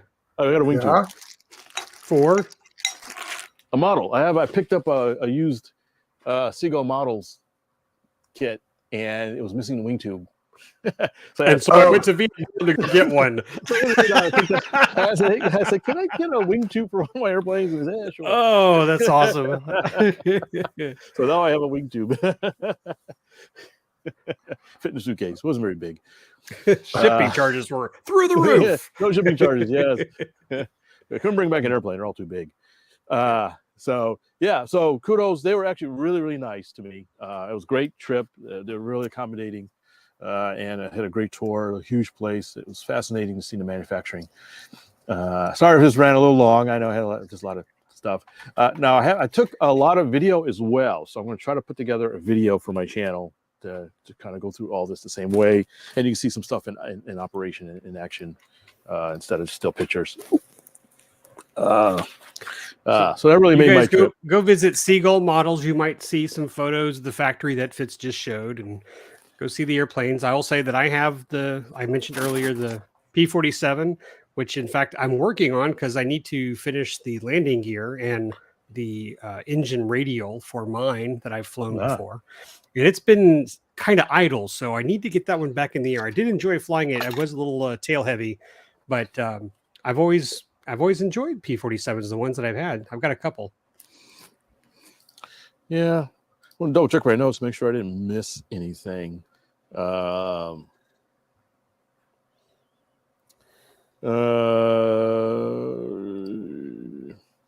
Yeah, we had talked about COVID, and they had a tough time through COVID too, because everything was shut down. And so what they did is they invited all their employees, or all the employees that wanted to come to the factory and live at the factory during the shutdown so they can keep production running. So they provided the food and accommodations. I don't know where they slept, but they basically lived at the factory for, I think it was a month or two, just to keep production up for us to get our stuff for the most part. So but it was a tight. It was a real tough thing for them to do. Let's see what else. Yeah, we talked about the milling. They said they were gonna let's see, I'm trying to remember. Sorry. About the flying field. And a couple of notes I thought was funny. No glow. It was all gas airplanes. I asked them about flying electric. She said no, they don't really like electric. They like gas powered airplanes there. So basically it's all gas, maybe some electric, maybe some random person, but yeah. But they said glow, they can't get the materials to make glow fuel. Yeah, so makes sense. Is the easiest thing to run, and it's relatively inexpensive. I actually ended up flying 3 planes, and after I'd flown the other 2, one other guy not an employee, just some random guy let me fly his like an ugly stick. And so I went up, flew it around, had a good time with it, was kind of chasing the other guy around and stuff. And the engine sounded kind of weird. So I landed, but it kept running. It was running fine. I looked at him. He looked at me. I looked at him. He looked at me. Oh, okay. So I took off. And as soon as I took off, the engine quit. So I tried to make a 180 and land and dead stick it, but came short of the runway, ended up knocking the motor off the mount, the firewall off. Yeah. But he took it. I said, "Are you okay? I'm sorry. And he said, no problem." And of course, your friends came up to you and said, "This guy comes here with that plane all the time. He gets these foreigners in to fly the plane. He gets himself a new plane. It's his little scam." We're used to Americans coming here and ruining everything. Little hit and run scam, right? Now I'm going to rag on these guys a little bit. There's a couple guys that suffered the same thing I see here in America. So it's not just a Vietnamese thing. There was one guy who apparently couldn't do right to left patterns. He was he can only go one way. He can only go one way. And so even though the wind was going the opposite ways, I had to take off from right to left. He was taking off from left to right and landing from left to right. So I had a friend who would do that, or who could only fly in one direction. So when the wind was the wrong way, he would take off and fly behind him and like turn around.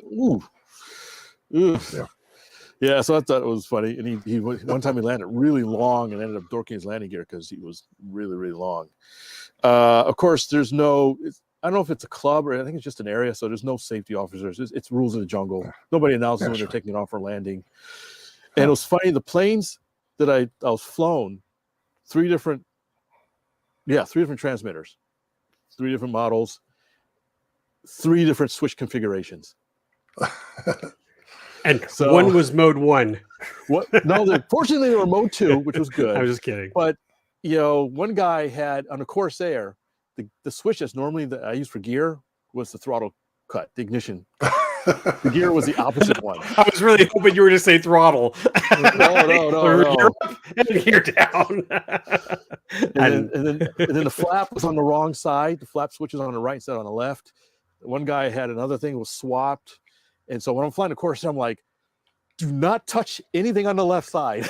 Do not touch any switches on the left side. That would be bad. I think the retract was on the left. No. I think everything was on the right. Everything was on the right, fortunately, but it was still opposite. And it was under the flaps. There was no consistency. I thought it was just funny. It would be horrible if the landing gear was the intermittent switch, so you had to hold it down to bring the gear down. It was one funny thing with the Corsair. We start the Corsair up, and then it was kind of a new engine, but it was running pretty good.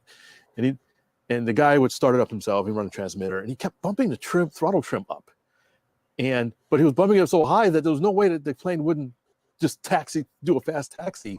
So I get a transmitter, I immediately kick the throttle trim back down. I was like, well, you keep it. But anyways, go ahead. So what brand radios were they using out there? They were using Spectrum.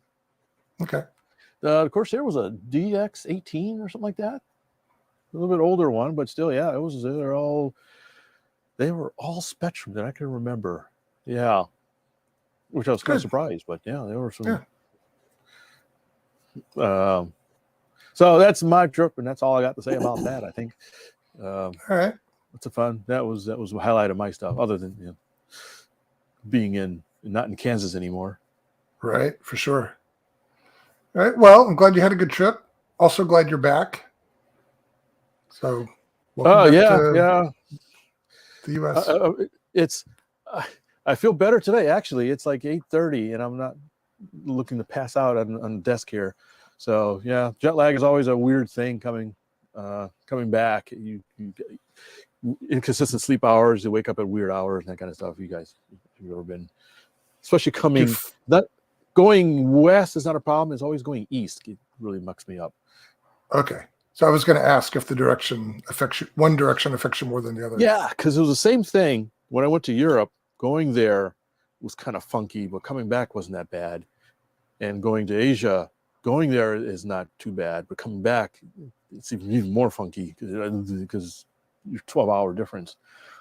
Yeah. So I don't know why it is like that, but it is what it is. All right. Well, good. And so you've been back a couple days. You're still very much in the adjustment phase. What do you mean? Well, just getting your body used to this time Oh, zone yeah. and all that. Yeah. I should be fine by the weekend. But it's neat being back. It's kind of surreal when you take such a long trip over so far away. You come back to the States and like yesterday, I was in a totally different country, totally different culture that was almost being on an alien planet. And now I'm here back home, and I don't think I've seen a motorcycle yet. I can drive faster than 50 miles an hour. The speed limits there are insanely low. And it's just a surreal.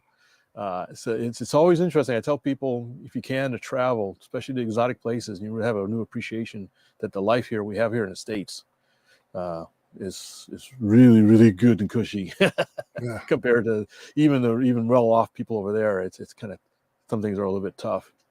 Sure. It took to go to 20 miles to get to the flying field or to the factory.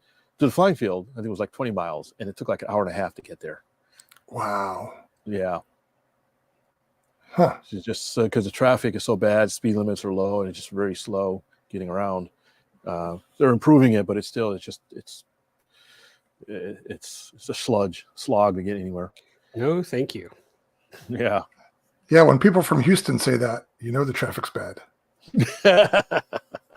Yes. You look up, you got to go on YouTube sometime and look at the traffic in Saigon, around the traffic circles and stuff. And the best way to put it is like it's like a school of fish that just all merge at once. Right. And it's amazing that they don't kill each other every day, but I saw very few accidents. They just in cars, it's funny, if you're driving a car and you got all these motorbikes in an intersection going around, you just creep in with the car and you just cut everybody off and you just bulldoze your way through.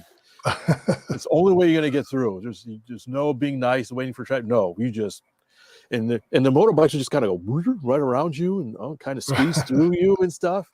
I almost took one out, and it wasn't in the city. We were out in the country, and we were in a taxi, and we had to. We just crossed over a ferry, and we were getting out of the car, and so I was on the passenger side, and we had just parked next to like a sidewalk, and I was like, okay, I will just get out. And some brilliant guy on a motorbike thought he could squeeze between the curb and the passenger side of the car. I never heard him coming, and he had to jam on the brakes, and I was startled because he, instead of going around the left side like a normal person, he decided to go around the right side, and we were all opening doors to get out of the car. It's like, what were you thinking? Wow. And it's common. You see that a lot. They'll go backwards on the streets the wrong way to kind of cut across sidewalks. They'll drive on the sidewalks to cut across. And crossing the street. Basically, you 3 Hail Marys. 3 Hail Marys and do this and creep across the street, and everybody just kind of goes, where's this camera? Kind of, around you as you're creeping across the street, and motorbikes are left and right. You just walk at a constant pace, and they'll judge. Okay, by the time I get there, this person will be here, and so you're predicting where a person's gonna be. If you stop, that messes the whole thing up. Wow. Yeah, I don't know if I'm built for that. Oh, anyways, I've been droning on most of the show. I'm sorry, folks. If you don't apologize. That's why we did this show, so you can talk about it. Yeah, as soon as Terry and I start talking, everybody's going to log off. They got what they came for. Anybody? Do we have any questions in chat? By the way, I know I've been yakking around or something. Have I missed anything? Well, I've repeated a few of them, so I think we've hit most. Okay. Yeah, I see Tomas is in the chat too. He's talking about how they. Yeah, I see some stuff. Michael wanted to know if there were any helicopters, RC helicopters. I did not see any at the field. There was one.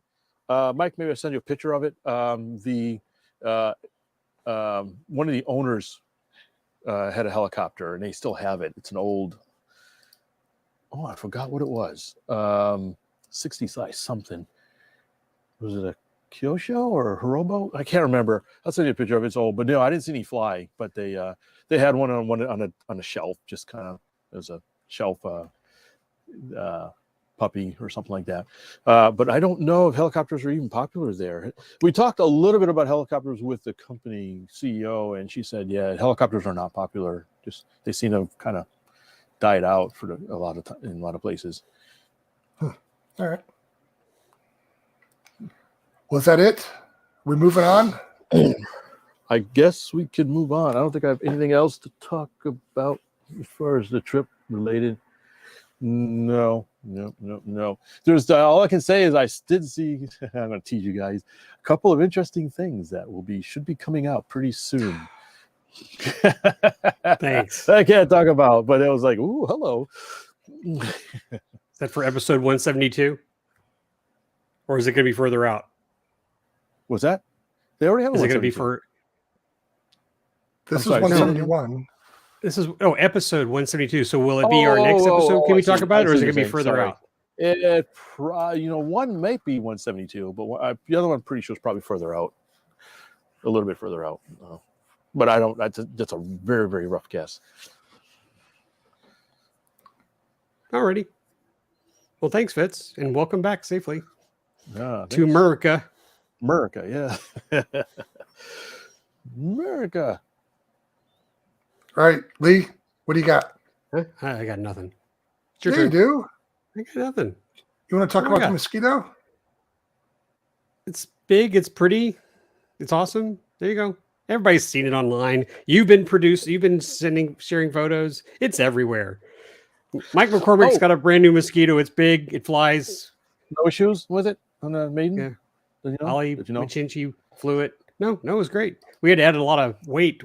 2 pounds in the nose? Considering the size of the plane, that's not that much. Exactly. I mean, I'm not making a big deal of it, but I'll pull up the Rayviation here real quick. So, while you're pulling that up, I caught a bit of the last show where you were ragging on me. There it is. Nice. What did we say about you? I don't remember. I don't remember. But I guess congratulations to your son, Lee, I guess, on deciding to go to Embry-Riddle there. Yeah. Thank you. Daytona, too. That's good. Congratulations. There was, you guys were saying something. I was like, no, I was screaming into the phone. I forgot what it was. We're saying something inaccurate? I forgot what it was. I don't know, it was about going to the school there or something. Oh. Anyway, it's not important. But so that's in this fall, right? Yep. Oh, well, that's cool beans. He should have a good time there. A lot of fun with his I hope so. kindred spirit. Cindy and I find it odd just because he hasn't talked about it, but one of his bandmates is going to Embry-Riddle. Oh, really? And he's going for a pilot's license, or pilot program. And Austin wasn't like talking about it. He's, Paul's going. Like, this is huge. And then I don't know if it was Austin called us or if Sydney got a call from Paul's parents, like, hey, can they room together? I'm like, sure. So that's what happened. So now they're going to try to sign up to be roommates. Well, that's good. Yeah, that helps. Yeah. A little familiarity in a strange place. Yeah, that can help a lot. Yeah. So that was Miss Skeeter. All right. George wants to know about what you thought of Ollie. Oh, he's great. He's cool. Very friendly. We had some fun stories. I know Terry's got some stuff he wants to show. I enjoyed it. I'm glad I got there. I missed the maiden. I got the last 2 flights, and the video's out there. Y'all can go pull it up. It's on our RC Roundtable. It's also on my Rayviation Facebook page. And you can find it on Rayviation here on YouTube. But Ollie's we were having a grand old time, and we were razzing on each other and making fun of people. And it was good all around, good time all around. Weather wasn't great. If you saw the photos, it was very overcast, kind of windy. I wasn't really happy with the photos because we're talking about taking pictures of a gray plane in gray skies. Oh, yeah. So he was there for the jet meet that they had, right? Well, he was there for both. He actually was invited by Mike McCormick because Ollie flew Mike's P-38 when he lived back in Minneapolis, Mike McCormick. So he's already had experience flying Mike's planes, and I guess he appreciates his craftsmanship. So Mike was going to fly him down just to have him do the maiden. And Ollie said, well, yeah, I think, I've heard about this jet event. I'll come down. So I don't have the photo ready, but they have their new turbine. I think we talked about it on our show, and so We haven't. We have not. Nope. Okay, so Horizon's got their new turbine, and that was out there too. I heard. Yeah, he brought it out there, and I didn't get to see them fly. I was just there for the Mosquito, and I had to get back for the kids. I had chores to do. Ruin everything. Darn kids. Yeah, I stayed out there all weekend. But a very friendly guy, very funny. We had some good times on. I think I can't tell the story perfectly, but Super Dave, you know Super Dave, right? Fitz, heads up. Yeah. We're looking at the top of your forehead. Come on, man. Sorry. We listen to your crap. No, you listen to ours, by golly. But Super David bought as Ali said, cheap Chinese jet. And I don't even remember what. I want to say it was maybe a Snowbird. I honestly don't remember. But boy, was turbine or electric? Turbine. Okay, go ahead. I'm sorry. And he was just razzing the build. I mean, left and right. And we were just laughing. He's like, did you see the root rib? It's upside down. And we're like, what? He goes, yeah, go look at it. It's inverted. And like, sure enough, you could tell it's supposed to be symmetrical, but there's like a flat edge on the, the full point was just, Ollie was just ripping it apart. And we were just all laughing because, he just wouldn't stop. But it turned out good for him because he got to hang out there. And by the way, for those of you who may have come to the event and saw it, I did not get to attend, but I hope you had a good time. And I saw some photos out there, but I'm talking about the Bomber Fields Jet event. And look like fun. I know my buddy Chuck took some photos and they're out there. So anywho, that was fun. Thanks for. Did you go out for the jet event or just for the Mosquito flight? Just the Mosquito. Okay.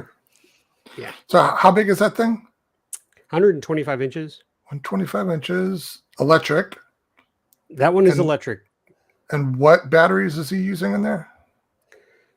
I do not remember the batteries. But 12S. Each motor gets some 12S. Okay. I think it's 4 batteries, so it's 2. It's what?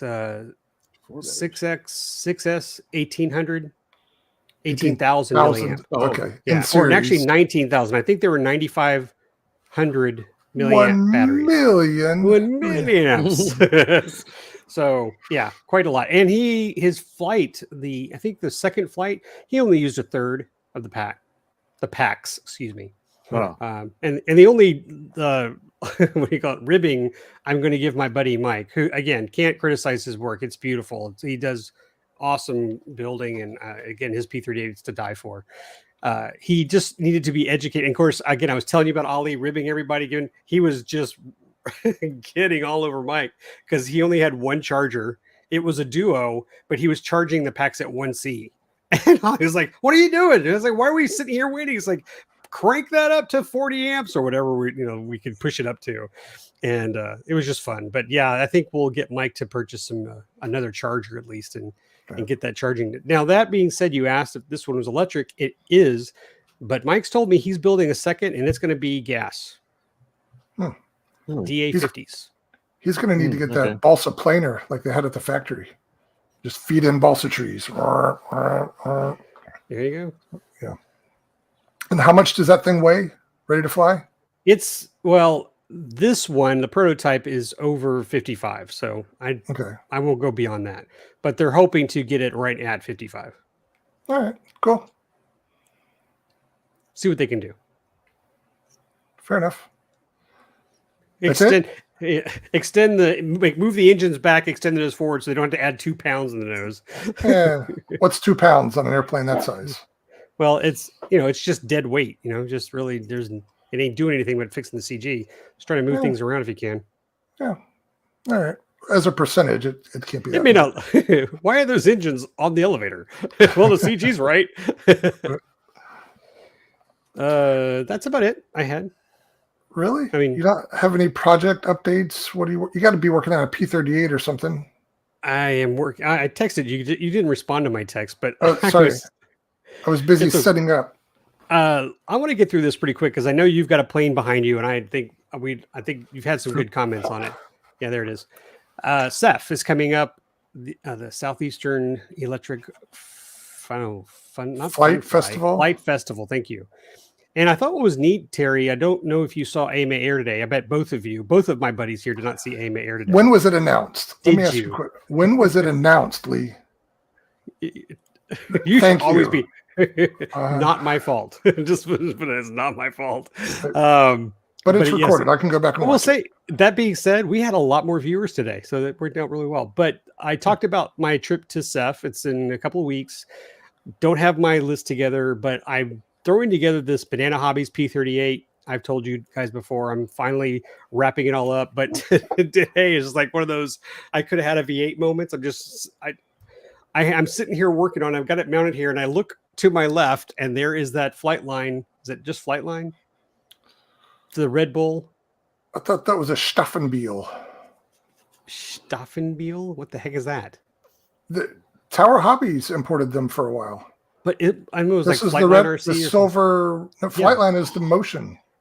So what's this one? No. I think there's still Staffenbiel. I'm telling you. No, right. I don't think so. Keep talking. I'll look it up. Well, I just happened to glance over at it. I'm like, man, those rudders look similar. And I look back at my other one. I was like, man, those gear doors look similar. I look back at mine. I was like, oh my God, it is a freaking copy of this one I've been working on this entire time. And it never dawned on me to think, because this is crazy to say this, but ever since you've given me that Red Bull P38, Flight work. Thank you. You were correct. We were both wrong, I should say. Staffenbiel. My course here from Tower Hobbies was the Staffenbiel. Okay.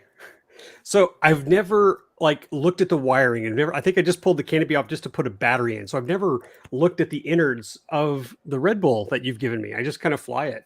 And so this one from Banana Hobbies that I got for $20, and I've just ripped the gear off and I'm working on, I was like, have been troubleshooting it. Like, I'm going to improve this. I'm going to fix this. This needs more strength. And then I realized I've never touched yours, and yours is stock and it flies fine. So I was like, what am I wasting my time for building this one? And so now I'm just going to throw it together. I was like, I'm going to be done with it. But I just never realized I have two identical P38 frames. If I remember, the one I gave you was kind of loosey-goosey. Like all the connection points of the pods. It flexes like this, man. Yeah, it's just one screw, so it can skew and But it flew fine. It all averaged out, I guess. But you wouldn't want to do anything incredibly stressful with it. And I've flown it at Fitz's Warbird event at JSE several times, and I've had some nice compliments. I think I'm going to say it was Ryan. He got a nice shot of it flying at JSC, so I enjoy having that photo in my collection. Yeah. But anyway, I just thought that was weird. I never realized that they're identical. We've talked about this before. They were probably both made down the street from each other at different factories, right? No, they probably were made at the same factory and went out just different doors. Yeah, different paint schemes. Yeah. So, because I will say the motors and the props are different on the Banana Hobbies than they are on. Wait, you changed the props, didn't you? You changed the props on the. Oh, I might have. Yeah. Yeah. That's why it looks different. Okay, so anyway, I'm finishing that up. I'm getting some planes ready, but now I've got the one story I wanted to share with you. You and I had talked on the phone. Fitz was somewhere, out of the country. He was nowhere to be found. And I talked to you about what plane should I bring to CEF. Oh, right. Okay. And you mentioned the Hangar 9, Piper Pawnee, maybe do some Aerotow. But you know what? The one plane you didn't mention, which when I stepped on it today, I went, holy crap, why am I not bringing this? 2 guesses. Man, why would you put me in that spot? Because you would know what this plane is. I'm just shocked you didn't tell me to bring this one. I'm supposed to remember all your stuff? I can't remember my own airplanes. Okay, you ready? The one hint. Yeah. It's big.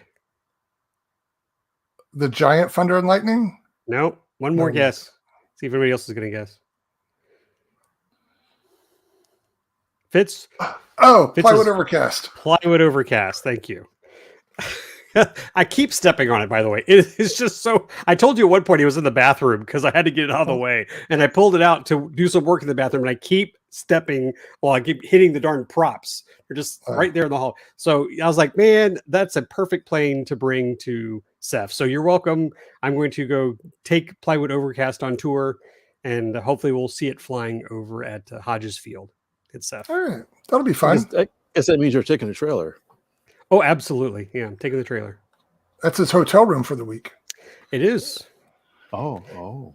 And I mentioned this on AMA Air, but I'll share it with you guys right now. One little fun addition to this is when I was telling Cindy about my travels, I was going to call my aunt who lives in Jackson, Mississippi, to see if I could hang out with her. And then my wife was like sitting with, she goes, how come you don't ask your mom to go with you? Why don't you take your mom to your aunt's house, drive her there, drop her off so she can hang out with her sisters. You go hang out at Sephora. We can come back and pick up your mom on the way back. I was like, that's brilliant. I called my aunt like immediately. I said, hey, can you take care of my mom for a couple of days? And she goes, oh, because they have not seen each other for a while. So it was a perfect scenario. So I've got a place to stay there and back, my second leg. And it should be fun. So I'm looking forward to it. We'll maybe have another podcast before I go. And of course, I'll try to do some live stuff and photos because it's a work job too for AMA. So I will be doing some live stuff there and producing a lot of content, video, aerial footage, hopefully a couple of snapshots for AMA too, and experience it. So yeah, that'll be fun. And I think that's all I got, Terry. So then unless Fitz has any questions. No. Do you plan on coming down to the JSC Warbird event later this month? I don't think I can because no, I don't think I can because of a baseball game for Ryan. And then I can't make your flotilla because that's Saturday for Seth. Okay. Wait, when is the flotilla? I haven't seen any advertisements for it. Oh, I just sent out an email today. And I just sent him the flyer. I see. So for those of you listening who don't know what we're talking about, another Fitz's fantastic flotilla of fun. When is it? Good job, Terry. The 29th, April 29th. My anniversary. Well, your what? Anniversary. Yeah, well, still a few weeks away, but yeah. Yeah, I had meant to do it earlier, but even last month. But but I was in Vietnam. Yeah, that too. All right. So that'll be at Sylvan Rodriguez Park again. Bring anything you want as long as it's electric or sailboat. Yep. Basically, I was gonna. It was funny. While I was away, I saw the guy that runs was it Nautilus Subworks? Oh, there? Yeah. Bob something. He popped out a YouTube video and says, "Oh, I got this huge stash of stuff, and here's the stuff. I'm just going to blow it out. I got some stuff I don't really want to keep in the shop, so I'm going to blow it out some really low prices." And he had a bunch of submarines. He's a submarine guy, so he had some interesting stuff. It was kind of tempting. It was like, no, I already got a bunch of submarine kits. And he goes, "Oh, and I got this Ace Nautical Commander." Like, oh, hello. And he had it for a price that I could not refuse, so I jumped on that sucker. I got to go pick it up, though. I just basically bought it and said, I'll pick it up later. But thanks for sharing those deals, Fitz. Appreciate the heads up. Hey, first come, first serve. There's only one. Well, there were some you didn't want. Oh, I didn't think. What are the submarines? You care about that stuff? I'm quasi interested. As I have said on this show, there is documented proof. Probably. I don't know. But go ahead. I was just giving you a hard time. Sorry. I didn't think you would be interested. Anyway, so yeah. If you remember, the Nautical Commander had the two separate throttle levers. Do you remember the old Ace? I got it for the novelty, but I thought it'd be pretty cool. But anyway. Nautical Commander. Okay, yeah. I'll have to look that one up. But hopefully, my flying sub will be ready. In fact, it's right over here. I had Give me a second here. If you remember, I have the. Wait, so are you just talking about a radio system? Yeah. Oh, so the Nautical Commander is a radio made by Ace that just has some. That right there, Fitz? Yeah. Yeah, it's got some special stuff for boats. So you drive it like a tank? I suppose. Or however you set it up. Okay. Yeah, but how do you hold that? You can't. I don't know. You cradle it or something. I don't know. Just always thought they were kind of neat, and so I'd get one and see if it's anything I like or not. You sit in your captain's chair. So if you remember, there it is. I have the flying sub from Voyage to the Bottom of the Sea. I got some hoses. Did you get your new motors? I did. They are partially in there. You can see them here now. Wait, are these new or the old ones? Uh-oh, he didn't mark them. These are the old ones. Don't, because I haven't taken them out yet. So these are the old ones, and they were very much underpowered. And so I ended up picking up some newer ones. It's slightly bit bigger, but I had to plumb them up.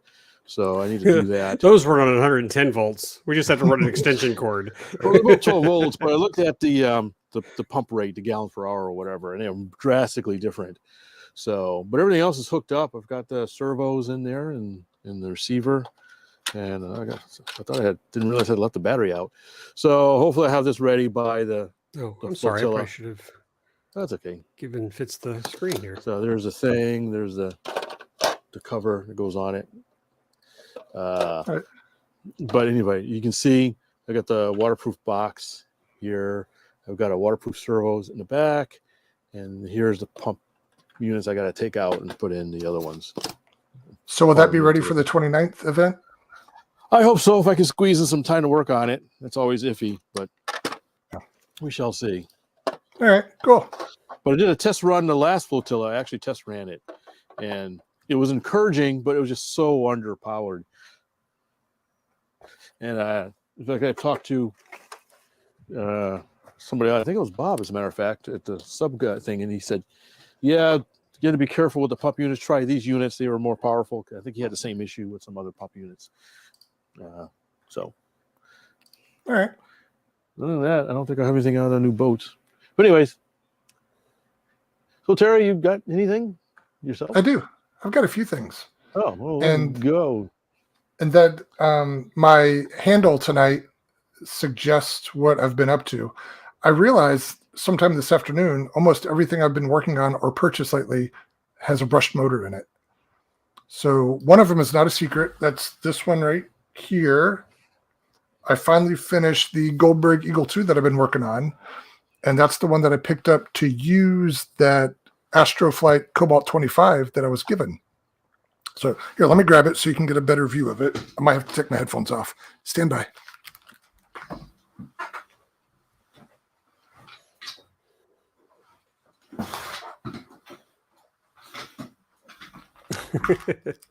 Shimmy, shimmy. Okay, so here it is. It's a quintessential 40 size trainer, but I don't know why. I like it. It just looks like it's supposed to. I put the chrome wheels on it, the Dubro chrome wheels. I had a set of those. And you can see the Astro motor. I'm really happy that I found that clamshell mount that fits this because I think that looks good. And that's an Eagle, right? The Eagle 2. This was an ARF. So to refresh your memory, this is one that I found. Somebody was selling it locally. I think it's from about 1999, maybe 2000. It had been started but never finished. It had Airtronic servos in it, and then it was in really good shape. So I just had to tighten some of the covering and tack some things down. And it was missing a windscreen, so I made a windscreen for it. But everything else just kind of fell together. And then I took out the original hunk of plywood up here. It had one of those OS 46 LEs in it, the blue engines. Took that out, figured out how to put this Cobalt in there. And it's also got the Astro speed control. Let's see if I can find that. Here we go. It's hard to see in there, but big old honking Astro brush speed control. It's ready to go. It's 6 pounds, 2 ounces right now, ready to go with this battery, a 5S 4500.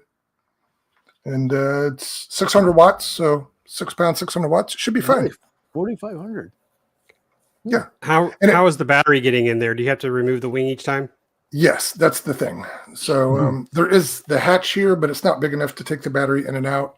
The good news is I don't have to plug in the battery with the wing off. I can plug it through the hatch.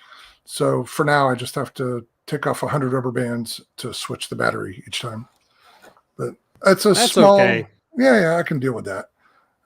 But yeah, I'm really happy with it. I just like the way it looks. I like the way it turned out. It's all nice and clean, and I think it's going to fly well. So I'm excited. It's warming up here. Snow is melting, but that means the ground's really soggy. And the last time I saw a picture of my flying field, there was a lot of standing water on it. So we'll just have to wait for that to clear out before I can try this baby. But I think it'll be good. So there's that. And Very nice. Yeah, thank you.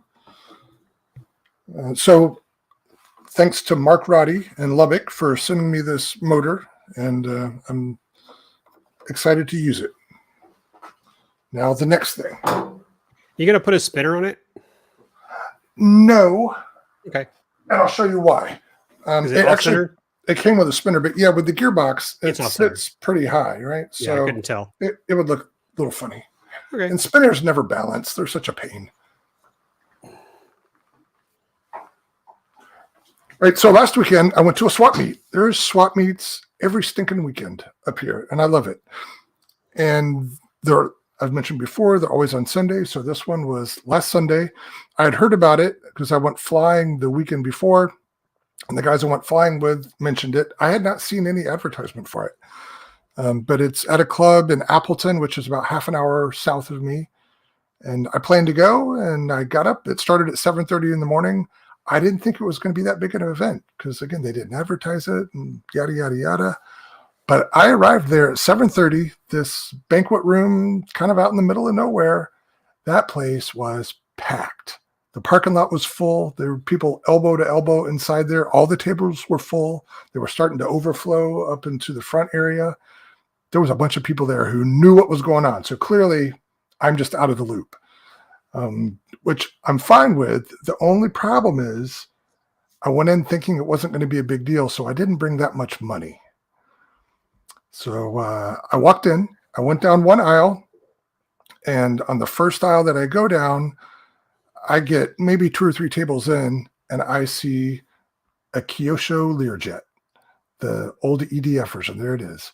So I see that, then I glance up at the same table. He's got the T-33, and then just under that, he's got the F-16. So 3 of those Kyosho EDFs right there at the same table. And it turns out this is the same person at my club swap meet a few weeks back. I bought that Ford Flivver, I'm sure I've talked about. So same guy, but he had a few different airplanes this time. So I talked to him, asked him what he wanted for these. Reasonable prices, very reasonable. So I didn't say much about it then. I said, let me look around first, and then I'll come back to you. So then I walked just a little bit further, not 2 tables away. There's another T-33, a Kyosho T-33. These things are, you never run into them, right? But I saw 2 of them right there together. Now, this one's interesting. You can see that there's some discoloration on it. Yeah, it's pushing a tail, right? That's kind of. Well, yeah, it's random, but this guy had several models, and apparently he had a house fire. And there were lots of models that were not damaged necessarily in the fire, but they have soot or something on them that I tried wiping it off this afternoon. It doesn't come off. So this will need a paint job. But it had all the airframe parts are there. Some of the parts are still bagged. You can see the fan unit was already mounted. Yeah. So I asked him what he wanted for that, and he gave me a super duper fabulous price. So I bought that one on the spot. And then as I'm walking that one out to my car, I'm thinking, if I don't buy those other Kyosho kits right now, I'm going to regret it. So I went back to the guy and made him an offer that wasn't much less than his initial price. And he said, okay. And so I grabbed those 3 boxes and took them back out to the car. And I don't know, there's probably no, there's no reference here. That Learjet box is pretty big. So I'm carrying all 3 of those, trying to get through this crowded room. And I knocked over some guy's stuff at a different table. But thankfully, it was just RC car wheels. So he was fine with it. I went back and picked them up, but we had a good chuckle over it. Anyway, so I got these things, put them in my car. So I'm maybe 15 minutes into being at this swap meet, and I already have 2 T-33s, an F-16, and a Learjet. So again, all brushed motors on these things. But also, I've already spent pretty much all of my money. I've got just a little bit left. So I go back in, and I haven't been down most of the roads yet. I keep walking up and down. And what did I get next? Oh, yeah, that guy. So I remember this from back in the day. They had several different. Yeah, this is the Twin Max from Wattage back when Hobby People was a thing, or Yeah. Global Twin quality. geared 280 motors, brushed motors. Yeah. I So don't think this I is the ever funny saw thing. one of those fly though. Yeah, I don't think I ever saw one either. They had this twin variant. They had the original variant. I forget what it was called. Then they had one where they put the two wings. It's an undercambered foam wing. I think they put them top and bottom to make a symmetrical wing. Was that called a Crazy Max? I might be making this stuff up because it was from 20 years ago, but they had several different variations on this theme. But here's the funny part. So I told you I had taken those Kyosho fans out, came back in. That same guy now had this plane at his table. It wasn't there before. I'm like, He just pull it out of his Glutamus Maximus. every time I come back, you've got a new thing that I want. Anyway, so I bought this from him too. I couldn't leave that one there. And you notice how much this looks like a P-38 Lee? Yeah. Yeah, it's the same basic design profile. Yeah, you So- say same basic, and I'm like, okay, it's not a P. Kind of looks like a P-38. It's got two pilots there. You should turn them backwards. Have them face the other direction when you build it. Oh, that'd be, hey, don't give me any ideas. Turn it into a canard. Yeah. So, yeah, I'm wondering, it has very short nose moment because it had these brush motors, and I think somewhere on the box it says it uses a 6 or 7 cell NiCad. So it had a bunch of weight in there. So I'll have to figure out how to swap things around. So when I use little brushless motors and some lipos, it'll still balance. But Can I jump in here? And Please. this is way off there, but you just made me think about this plane and batteries. And I apologize. I mean, you'll probably say, yeah, I knew this, Lee, but ever since Ryan has gotten into airsoft, there's a place near us that we've been purchasing equipment, but I have never seen, and I don't have it on me. It's not here, it's downstairs, but you know, they have a huge selection of lipo batteries for these airsoft guns, and they're sticks. They're lipo sticks. I don't know if you've seen them like that before. Normally I see them in the big, box size that we have, matchbox, whatever you want to call these bricks. But these are sticks of lipos. like And- end-to-end cells? No, they're just really they're flattened out. It's like you got the rolling pin out and you made it really thin. So I've got a 2S13. Is it 2S? Yeah, I got a 2S 1300 that's like this long, but it's really got a small factor. So it could easily slide into like a fuselage section like that, and you don't What's need the much C more rating than that. on it? Oh, 25, 30. Okay, so normal. Huh. Yeah. Interesting. Well, I'm thinking with this, I'm going to have to get all the batteries up as far as I can in the nose just to balance the darn thing. Or I'm going to need 2 pounds of lead. Yeah. I'm going to see if I can But- pull it up just so I can show you a photo, because I had never seen it before, especially in a hobby shop, but I had to find them at the airsoft place. Right. So while you're looking that up, I'll continue my story, and there's not much to it. I kept looking around, saw a bunch of neat stuff. One guy had some really nice condition half-A stuff. Oh, there's the battery Lee was talking about. I mean, Yeah, that's look just at that. this is one, but it's gosh, it's like, I'm not kidding you. It's like chewing gum Yeah. And the size. good old It's very Tamiya thin. connector. I mean, you can chop that off. And this is just a 20C one, but the one I have is a 10G 20, pretty sure it's maybe the 37.4, but Ryan has a 3S that's maybe a 1500, 1600. So, but they're real thin. They're sticks. They just fit into the forearm or in the stock. So I something to consider. I assume they're putting the cells rather than stacking them. They're just end to end. Could be.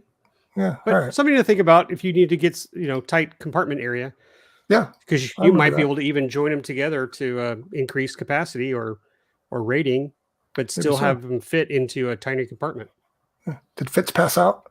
Yeah, he's Oh, there he working is. on Okay. something. He hasn't had his chance to glue and work on plastic models, so every chance he can, he's going to just start whittling away. He should get a Got picture of message. his face and glue it to his head. And that way, when he Wait, leans I forward, can bring back that picture of him frozen. We can just use that for the rest of the show. there you go. All right, so let me wrap up my little story here. So there was a guy who had some really great condition half-A stuff, and he was trying to get rid of them. He was trying to talk me out of it, or trying to talk me into buying them. Looked great. They turned over. I know. I got Fitz's attention now. And I'm like, okay, that's a great deal. I'm interested, but I've only got a little bit of money left, and I still I haven't walked the whole place yet. So I gotta walk the place before I can buy anything else. So I kept going around, and then another one I came across, it looked like an estate where they had all sorts of stuff in all sorts of different conditions. But as I walked in, they were still bringing stuff in. But a guy set down a plane, and I picked it up, and I made an offer right then. And guess what kind of motor it has? Brushed. How'd you guess? Astroflight? Right. No. Oh, okay. Not quite that exciting. Let me grab it real quick. So while he's grabbing, I thought I'd show you this, Fitz. Look, this one's a 3S, but each individual cell is a single that can be wired away. So just they have this crazy variety of battery setups. You said they're really small, huh? Yeah, they're really small. Is that because the battery mounting location in those guns is compact? Yes, yeah, because they're in the forearm or they're in the stock. So you got to lay them around. But I've never seen them that thin before. Yeah, but back to you, Terry.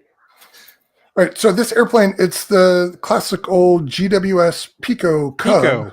Yeah. Right. They had the Pico sticks, which were very popular, indoor flyers and outdoor. So anyway, I saw this. Is that a dual brushed? That's right. So I could have passed on a Pico Cub, right? Not that fancy, although with all the indoor flying I've been doing, it's nice to have something like this. But it looks like it's in really good shape. It had servos in it. It had a Futaba 2.4 gigahertz receiver in it. But yeah, this is what sealed the deal for me. It's got a dual IPS drive. And I'd never had one of those before. So really? I'm surprised. Yeah. So this guy just bought a brush blade for me. Sucker. Well, they took my first offer, which was pretty low. So I'm really happy with it. The receiver was worth what I paid for the whole plane.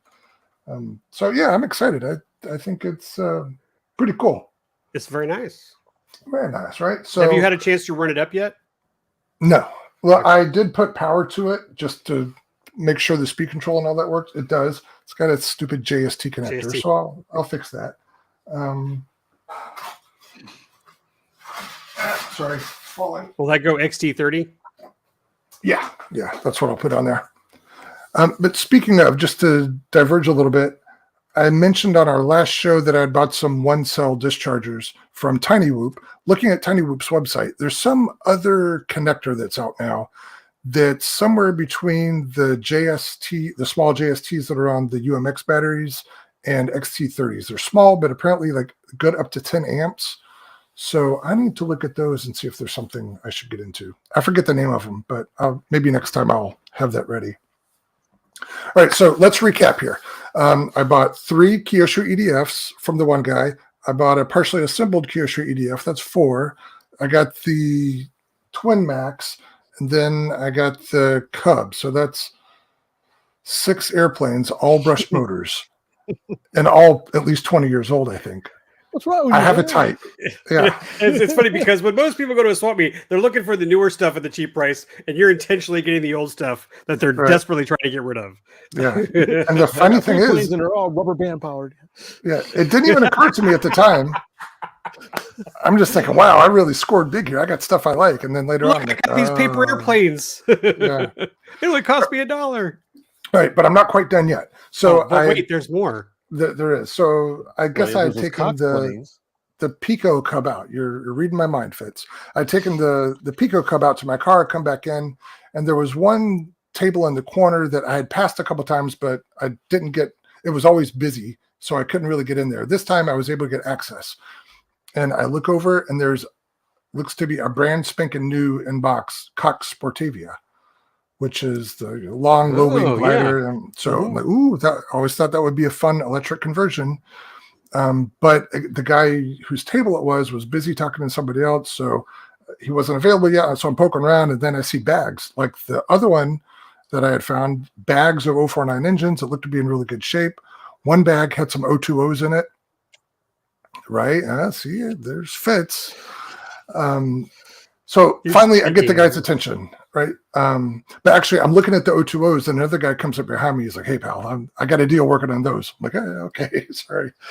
But the guy whose table it is, I can finally get his attention. I say, "Hey, what do you want for the Sportavia?"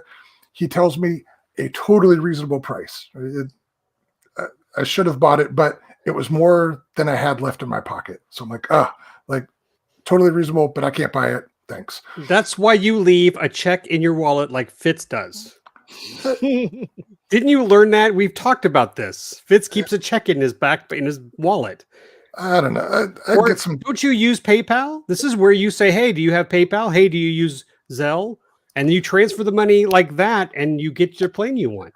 Maybe I should have thought of that at the time. I Fitz, didn't. you need to teach Terry some lessons about swap meet buys. This is the He's 21st failed us century there. miserably.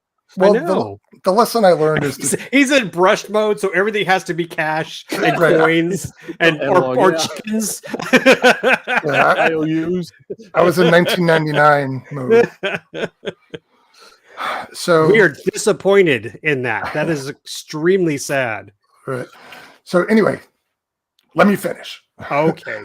So I reluctantly tell the guy I can't buy it, and then the guy that was next to me, who was eyeballing the O2Os, he starts doing his deal with the O2Os, and next thing you know, he's walking off with the Sportavia and the O2Os, and I don't know what the amount of money was, but it was not much for all that. So he got a great deal. And so that guy that bought this stuff also had his own table where he was selling some things. So when I passed him not much later, I was like, "Oh, I think you got a good deal on those O2Os. How many were in there?" So yeah, there were 3, and I fly stuff with my grandkids, yada, yada, yada. So we'll get good use out of those. So he was happy to have it. And although I'm still punching myself in the face, I'm happy that it's going to somebody who appreciates what it was, the Sportavia, and will use it. So it's going to a good home, I think.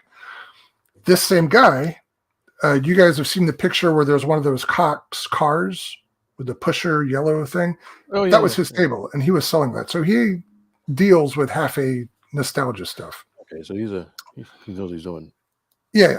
And so I ended up talking to him a little bit. And funny thing, he had some 049, some Cox PT19 parts, tail feathers in bags, like new old stock in sealed bags, the rudder or the vertical stab with rudder, and it's a full flying elevator, like brand new. I had like 5 or 6 of them at least. And on my PT19, which is new, the only damage to it is that the top of the rudder got creased and it's a little bit bent. So I'm like, oh, my ship has come in. I can just buy a new tail feather set from this guy. Asked him what he wanted for it. And he's like, $40 for the set. I'm like, oh, no thanks. I'm not going to spend $40 for that. He's like, I'm sure that's fine. I'm sure there's people who will pay that. The collectors is like, yeah, I get more than that for these on eBay. And if you ever find a complete PT19, it's crazy. You can get $400 for them. Okay, that's great.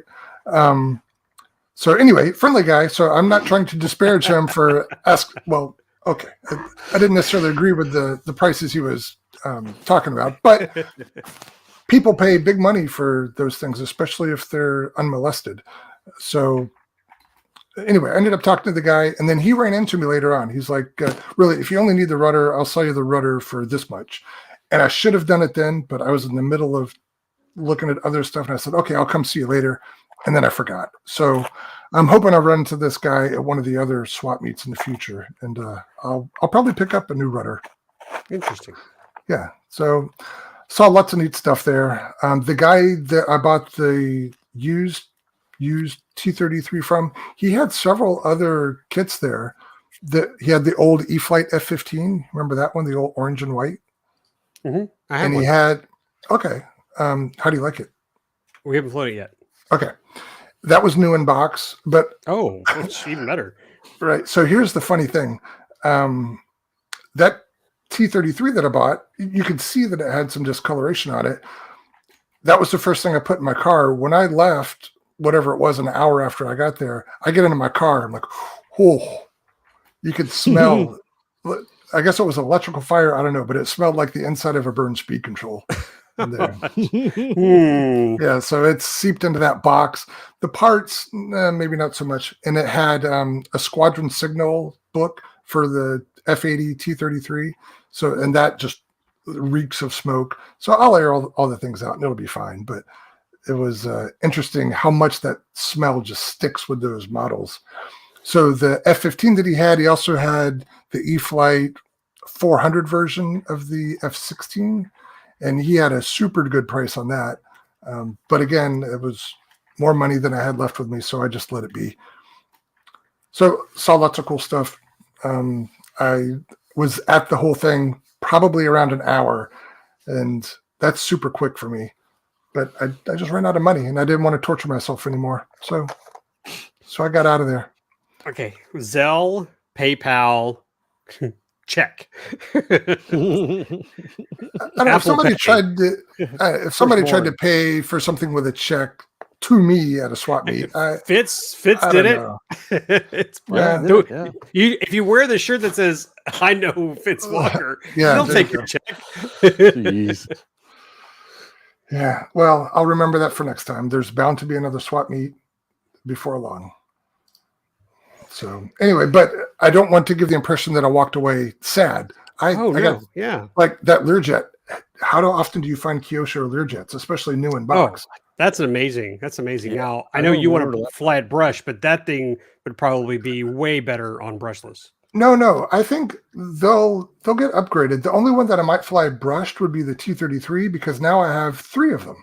There's the one I bought through you guys a couple years ago. There's the partially built one, and then this one. So I think it would be a neat comparison to have one brushed, although I don't know if I'd use NiCads, but one brushed and then one brushless, and maybe one that I keep pretty in the box. I don't know. So anyway, I'm super happy with those. Jason. Thank you, Jason.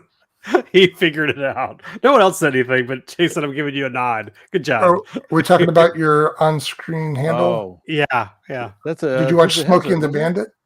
No, Dukes of Hazzard. Oh, sorry. That was the deputy sheriff or wherever he was. Yeah. Roscoe Pete Coltrane. Sheriff Roscoe Pete Coltrane. Anyway, just trying to find some humor in there. Thanks, Jason. Anyway, all right. Well, do you have anything else that you got from your swap meet, Terry? Oh, yeah. It's time. One more thing. I bought a woodpecker. The Top Flight woodpecker. Oh, for covering the wood. The roller. Oh, roller yeah. Guy wanted $5 for it. I'm like, oh, yeah, okay. And then I injured myself right away. Those things are They're gonna buy $10 worth of Band-Aids. That's good. Yeah. All right. So is it sharp? Sharp. I think that was everything. I had a good time. So thanks. I didn't mention the club. It's the Valley Aero Modelers in Appleton. So thanks, guys, there. Great event. And I had a good time. And I made some killer deals. Man. Oh, so one more thing. I know you want me to shut up now, but the guy that I bought most of the stuff from, when I went to get the whatever it was, I was getting some of it from him. I'm like, it's a good thing we were both here because I'm probably one of the few people that collects Kyosho stuff, and you've got a bunch of it. And so it worked out well for both of us. And he's like, oh, well, if you like Kyosho, I've got some of this stuff too. I'm like, oh, that I didn't bring. So I need to have more conversations with him at a future event. So that's it. All right. We've been talking for 2.5 hours. Holy crap. I have a quick go back sort of thing. You were talking Kyosho stuff. So I was at the Scobie swap meet just before I left, and our buddy Nathan was there, and he said, "Hey, you got to go talk to this other guy. He's got something you might be interested in." And so I went over to talk to him, and he made me a deal I couldn't refuse for one of these. Ooh, for the electric one too. Electric helicopter, the old Kyosho Concept EP. But he had like. He had like a bunch of them in bits and pieces. So I've got another airframe of one, same model, and pieces of an airframe. So I could probably easily get one flying, maybe 2 of them flying, although I only have one canopy. So it's got the motor, it's got this old brushed motor in it, and gyro. I don't know if does it have servos in it? Yeah, it's got a couple servos in it. The old Futaba speed controller, little rig speed controllers. Yeah, nice. So it's neat. I've had one of these years and years ago, and I sold it and kind of semi-regretted it. It was not a bad flying machine. But so I also got the Kyosho nostalgia for one of their old helicopters, so I picked another one up. I thought it was pretty neat. So one of those things I'll try to get flying at some point. Will you keep it brushed? Yeah, I'll try and brush first just to see what it does. But I don't know if I can get two flying. I may have one brushless. Yeah, there you go. So, and the blades, they got a couple of blades. I don't know if there's any aftermarket blades with these things, but well, that's pretty neat. Yeah. Do you remember the old Piccolo helicopters? Yeah, I had some. Yeah. And that huge lot that I bought a couple months back, I found a couple Piccolos in there. Oh, really? Yeah. Those were really the first indoor helicopters for the most part, of any, them and the MS Composite ones, the Hornet. Those two were the first kind of real successful micro helicopters. All right, cool. I think Lee's just dying to get us out of here. He doesn't like these 2-hour plus events. You're killing me, man. You're killing me. This is where we split them up. You know, we could do another one tomorrow. I mean, if you're not busy, we could have multiple episodes. Give these people a pee break. They're watching live. You know, bless everyone's heart who's been watching us this entire time. Yes, thank you for joining us and listening to us just ramble on and on and on. Yeah, this one went a little longer. Sorry, I apologize for my diarrhea of the mouth. You don't have to apologize. We should have just stopped at the Fitz hour and then have a to be continued little banner and then step back in tomorrow. But I digress. We can split what we release later. Into but the people watching can't. Well, I mean, the people who watch tomorrow can pause, but the people who are sitting here right now, you know, hanging out with us, and again, they just all deserve an award. And the last thing I was going to say, which I didn't mention, was don't forget I still have the Ambroid giveaway. Which yeah. Over there. So if you haven't heard, if you didn't know about it, I'm giving away a tube of Ambroid that I picked up at a swap meet, and Fitz might even enter. Because who knows? I don't think he has a bottle of Ambroid. No. But email us at contact@rcroundtable.com. The deadline is tomorrow, April 7th. So I don't know. April 8th was our deadline. Excuse me. But just put in subject line Ambroid giveaway. We'll randomly pick one. The only request I had is please add a photo of like your favorite model or something you're working on. So when we announce the winner, we can share what you like to do in this hobby. All right. Well, Mark, I'm leaving. These guys can take over. Well, thank you. Maybe their bladder's a little bit bigger than mine or something. I don't know. I'm kidding. All right. Well, thanks everybody for joining us. Thanks you guys for getting together and chatting tonight. It's good to have the gang back together.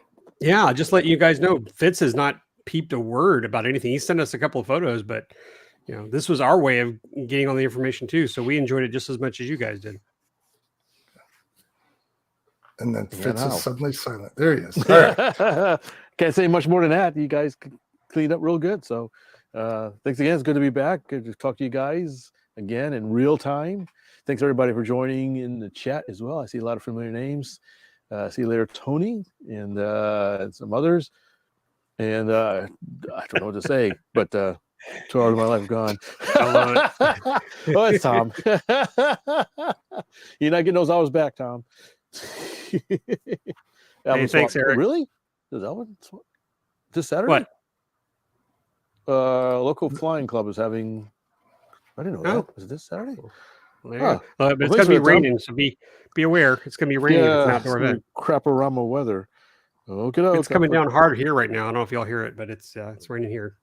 Huh. All right. Got kind of cool too.